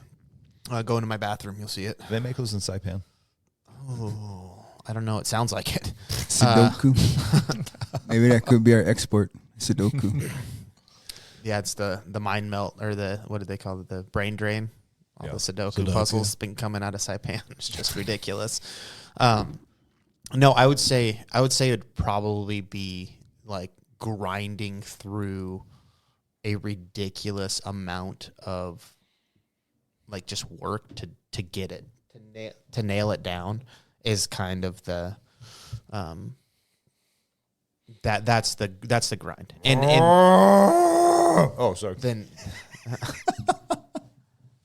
These guys know. what? You missed it. Oh, I'll tell you later. No, I caught a glimpse. I thought we were being From your attacked. peripheral? Yeah, it took up my whole peripheral. Are you kidding me, dude? I looked over there, my head turned, and it was like, oh, I just felt weight. My neck hurts. It's not every day you see a white rhino. But They're rare. yeah, Oh, Yeah. we just addressed the elephant outside of the room. oh, that's a huge bitch.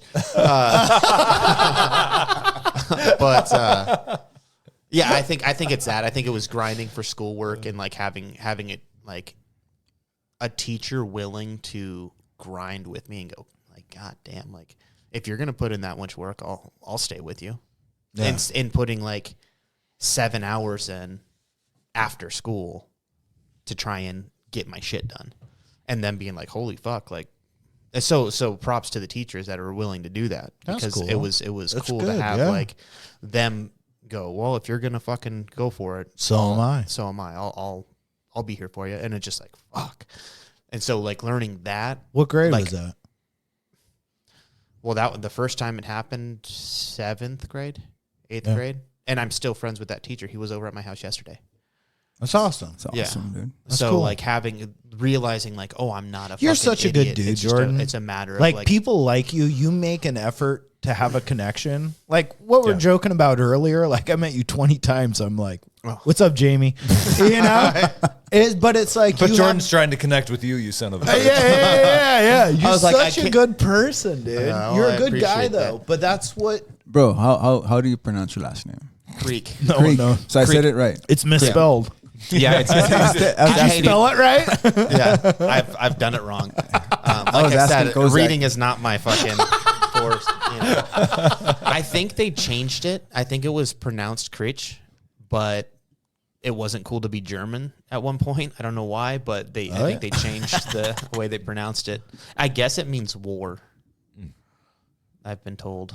Yeah, I was asking Kozak, and he's like, I don't know. I don't think he even knows how to pronounce it. I think he spells it wrong. He misspells it. Yeah.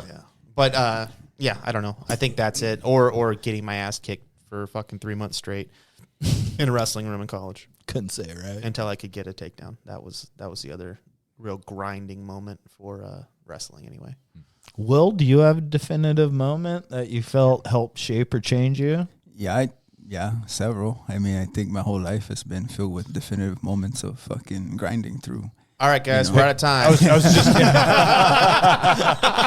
how about a pee break and then we pick up with that? Let's Yeah, go. I want Will. Are you sure? Yeah. Yeah, Oh, yeah. no. We're Sorry. coming right back. I'll to be this. breaking Here we on go. you. Pee break. I'm used to like things will happen and it'll go negative, you know? And it's like I just go on my own and then I just show up and people are like, so good to see you. You're like, yeah, great to be here. And then I'll disappear again. But then when I walk back in, it's a warm welcome all over again. That's good. Yeah. We're back. That's an Irish goodbye. The Irish hello. Yeah. Irish hello. So Hang on. Will, Grit. How do your eyeballs feel? Warm. Still warm. Okay. This All right. stuff is amazing. Can we get a sponsor of Beetle Nut and Pall Mall? Are those menthol or regular? Menthol. Yeah, shit. that's We can go that's gangster. our people though, right? We can go gangster and chew Newports. So hang on. All right, hang What's on. the one with the receded My filter? guys Hang on. need My to people. learn what chewing tobacco is. What's the one with the receded filter? There's a cigarette and it's got like a cone, a cavity in the filter. The word is back in the day when cocaine was the most abundant, late 70s, early 80s, into the mid 80s. Area like maybe you know from where you're from.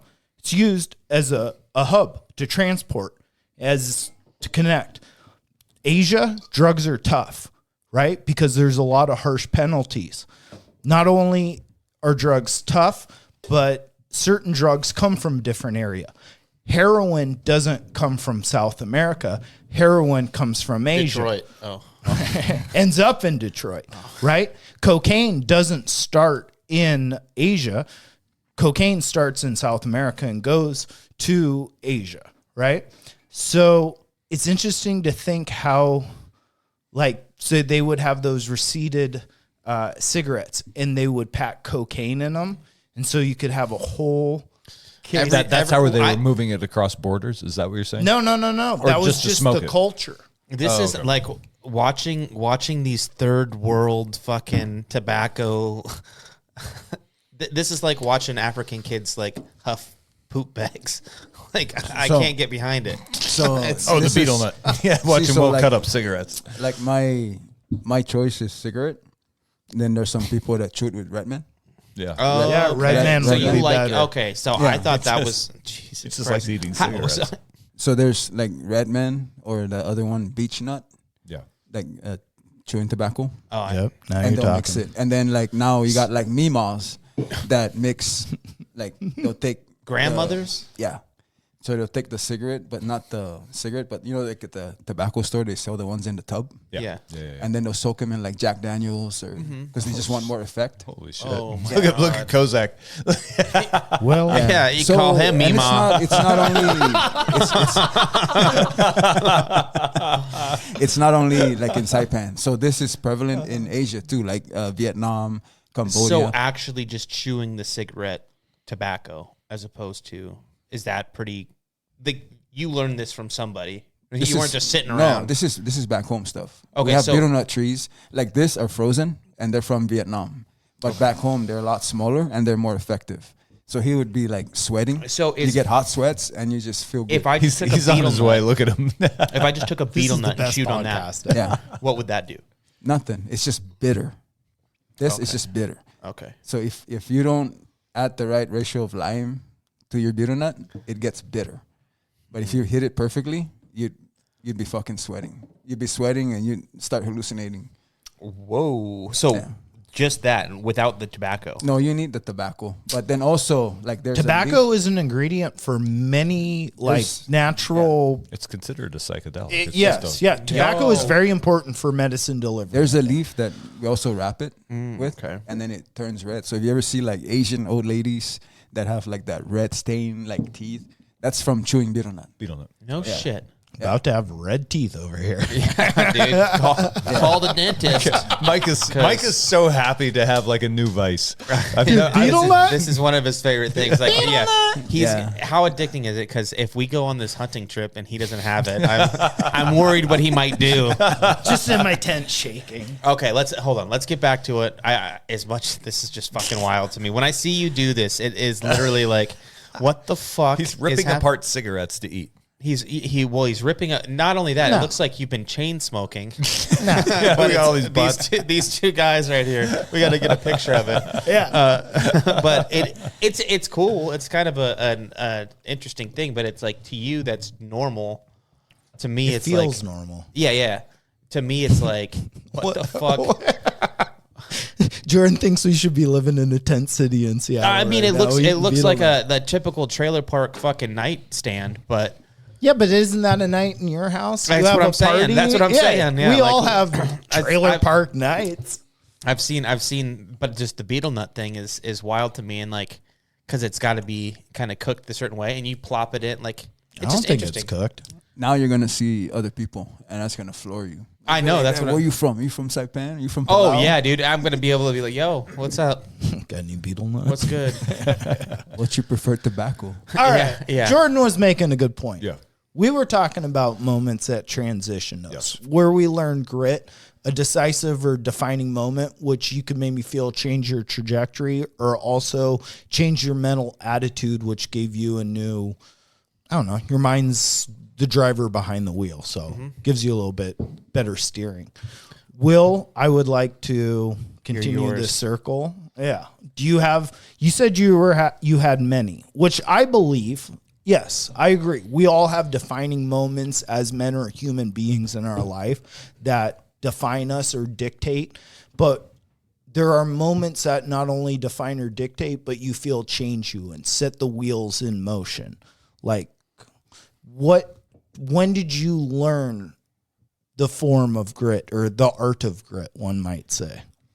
Mine, as far as learning the grit part, was just growing up back on the island and helping my dad, around the house. First from helping him build the house, and then him just grilling me about being a man and, you have to work hard for the shit that you're going to get. Nobody's going to give it to you. Like that mentality. When was your dad born? Roughly 60 something. 60? Yeah. What did he do for work? My dad was a mafia, bro. He was a gangster. He fucking slang dope. Sell drugs? Yeah. Yeah. Is that where you got this beetle nut? No, Jordan's bitter got nut. it in his mouth. That's bitter. It's a bitter shit, boys. Yeah, you see what I mean, though? It's bitter, right? It's bitter. Without this, I can barely talk. You got a lisp. You sound like Sidney Brady when you eat beetle. Sorry. Yeah. And anyway, sorry to fucking derail. I'm over here. Okay, we're getting into real shit. But it was just... Did he do that his whole life? So he had like odd jobs and stuff, but he was mainly just a fucking gangster. What did he do? Construction or driving? He was just a fucking jack of all trades, dude. Yeah, just a hustler. Yeah, the only job I remember that. What did his parents do? Grandma and grandpa, do you have stories? Are you willing to talk about some of this shit? I'm sorry. Oh, bro, I'm fucking open, bro. Okay, like a lot of this shit, I have to unload it. Tell him about the bar. When you get thirsty, what happens? Oh yeah. Yeah. So it's not only the bar; it could be just because my dad was a fucking gangster, and then he played baseball. And baseball back home is big. So after the games, they'd be hanging out with their friends, drinking. And if I was thirsty, I fucking drink beer. Yeah. We go to a bar. I follow him to the bar. It's like all the other kids are probably fucking sleeping because they got school the next day, and just doing gangster shit, watching him fight people, beat people up.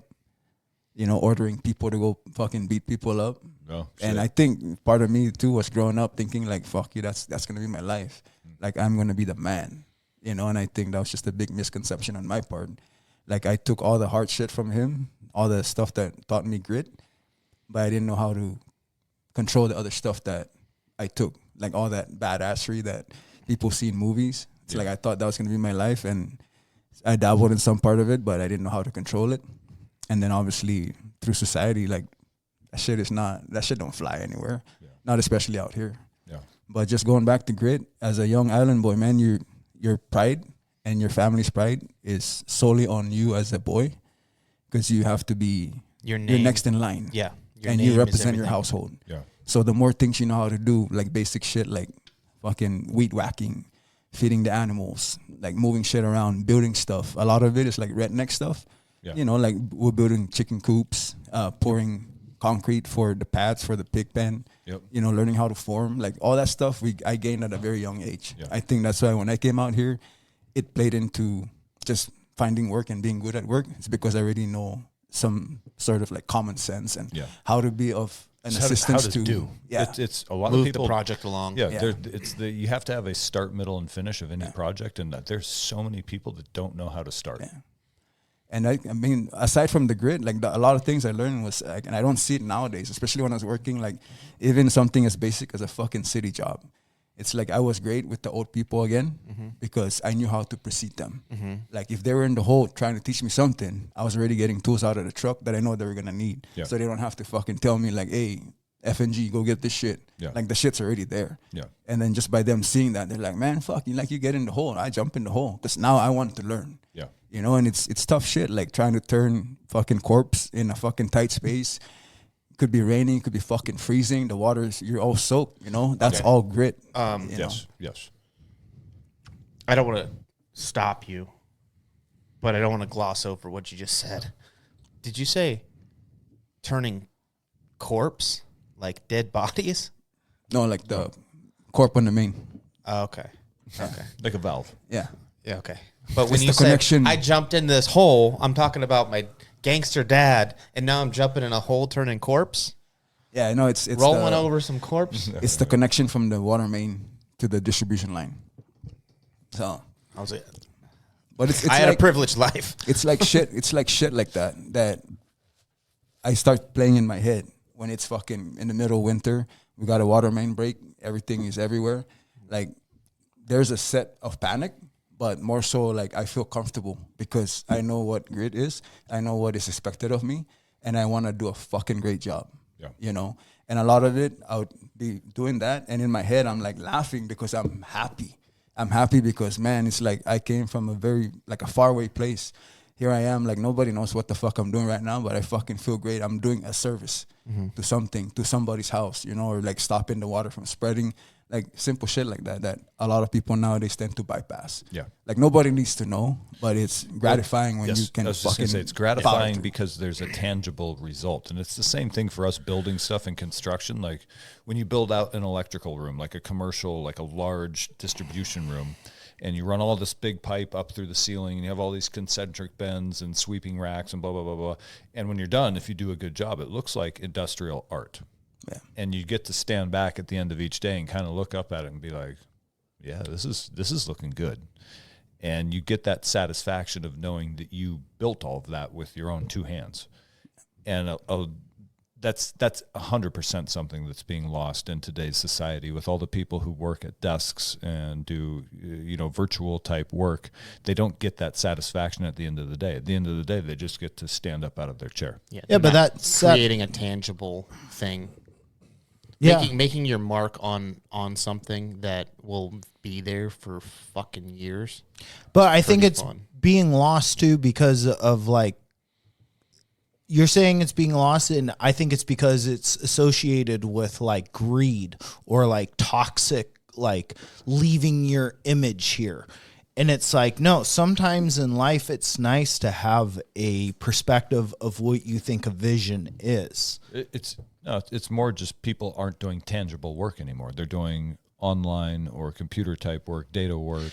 But not only doing that work, but taking pride to create a beautiful bridge, to build something of chaos, like a bridge, which is a monstrosity, but it looks nice. It works well. You had a vision. You're the project engineer, and to take pride in that. Or whether you're a person that sweeps the floors and takes pride in what you do at a minuscule level. That's what's being lost, is when you're saying those things are being lost. It's not just AI and computers. It's people giving a shit. Yeah. And when Will said his family name and he represents his family, as an American, I would never, ever fucking think of representing my family in what others think. Yeah. I just think I'm a Kozak. I come from this area. I live in Lake Stevens. I have friends here and family there. I don't think about like my honor or like representing my shield or my crest. And I think that's an interesting mentality to approach life in, is that you're representing more than just you. You're representing the honor above you or a lineage or something that's more important. I just think it gives a different drive. Yeah, than and what that's something normal that Western American society has only recently lost in like the last 150 years post-industrial revolution. Is we used to be much more clannish, right? And then people started to spread out into industrial cities, and then you move to other cities to take a job, and you leave your family behind, and before you know it, all that cohesion is broken. I've always felt like my name mattered. My name fucking mattered. And because there's not a lot I have, right? Like we weren't wealthy, right? So it was if I create a good name for myself and who I am and how I represent and I can't, like, I followed my brother into school, right? So my dad was always talking about that. Like, you're a Creek. You're like, this is what we're about. This is what we'll do. This is what you can do. You're going to succeed in athletics. You're going to find that. But you're also going to find that school's fucking hard as shit. Like, and he told me that at a very, very young age. And then he also would freak the fuck out and get all pissed off and just blow up. And that's something that I had to learn to deal with, and I'm dealing with now. Like, the freaking out and the being the emotionally, like, out of control and, like, doing that. But the name thing, as I was younger, really fucking, that mattered to me because I followed my brother into school, and if he was being an asshole, his name affected me.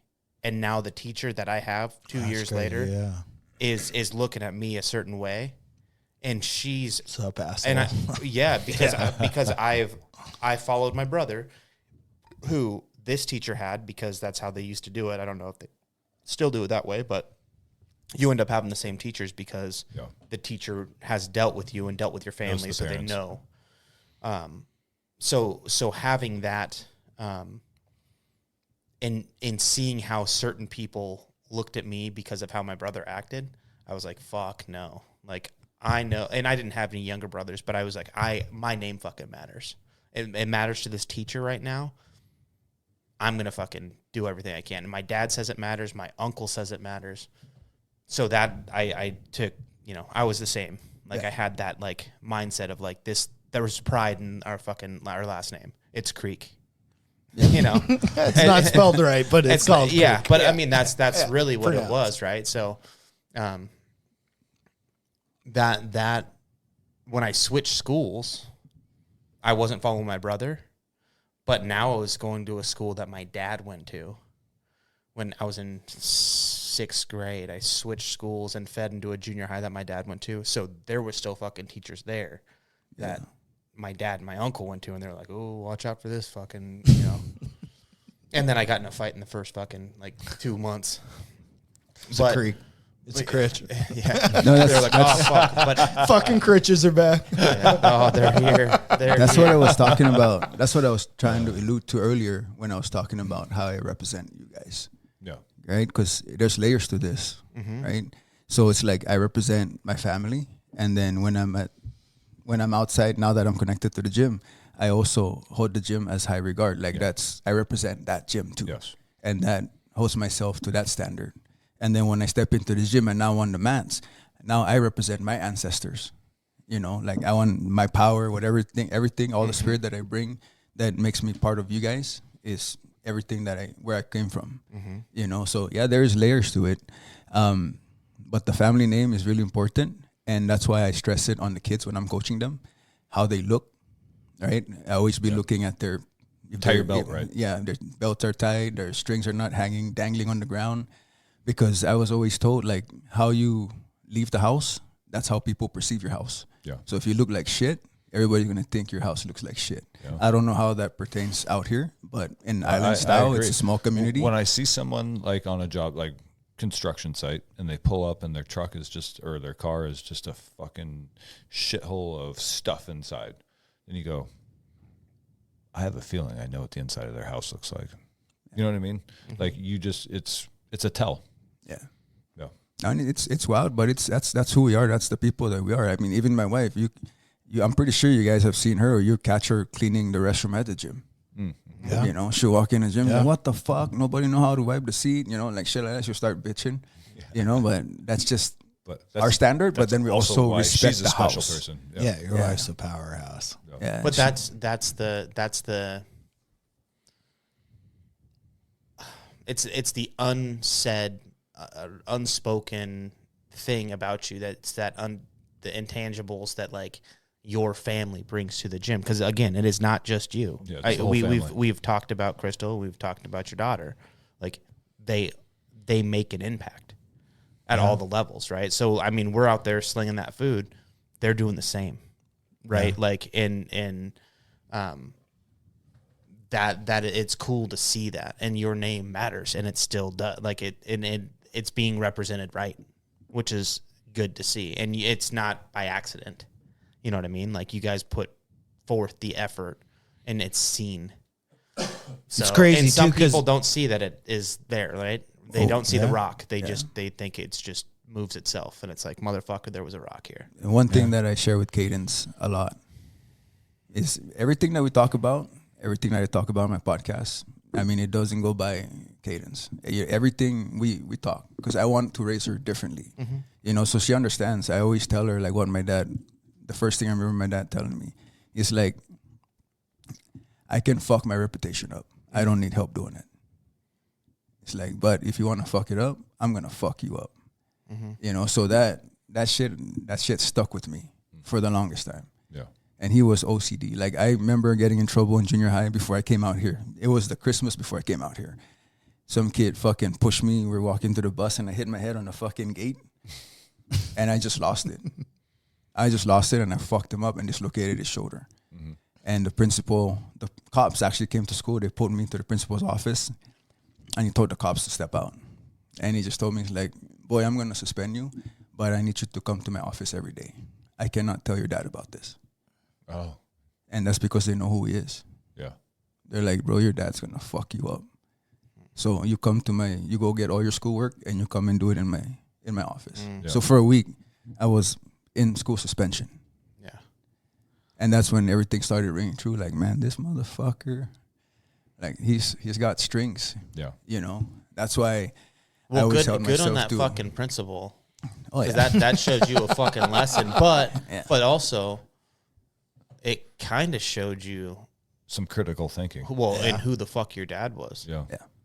Right, and that matters, and that name has fucking made a fucking. That principal made a mark on that principal to where he would go. And then to also add to that, Protect right? Like, Wilton. I never really. I was just going to say, he looked, he went, Wilton? Wilton. Okay. I never really share with you guys, but you know, my dad is from Palau. Palau is a different island, still in Micronesia. And he moved to Saipan. So to him, his name mattered even more because he didn't want to be like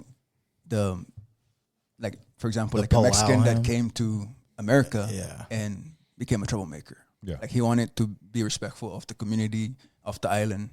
Like he could be king there, but he's not the king here. Yeah, but isn't that also, I mean, dressed as a cowboy, isn't that the idea of a cowboy is you go to a new area and you make a name for yourself? That is a bit of a Pacific cowboy, dude. No, yes, he is. Pacific cowboy. Yeah. Yes, it does. And he called himself the island cowboy. So he did, you know, like he was a gangster throughout all that. He was the cowboy that he was, but he was like the enforcer of his people. So like if there were Palauans that had gatherings, he would be the one that's regulating them. Like, don't be acting stupid. This is not our island. Like, be respectful of the place. Yeah. And in turn, that's what he gave to me towards America. That's why everything is the way it is. It's just be respecting the shit ahead of you. Yeah. Yeah. So were his parents from Palau? Yes. So were they there during World War II? They were, yeah. Boys. Yeah. Pellaloo in the real. Oh shit.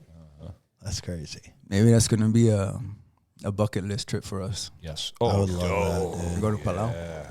That'd be a good one. That would be cool. Oh yeah, I'll show you boys how to really body surf. You ever seen the white seal in action? Oh my God. That's what they call I can't look at him so bright.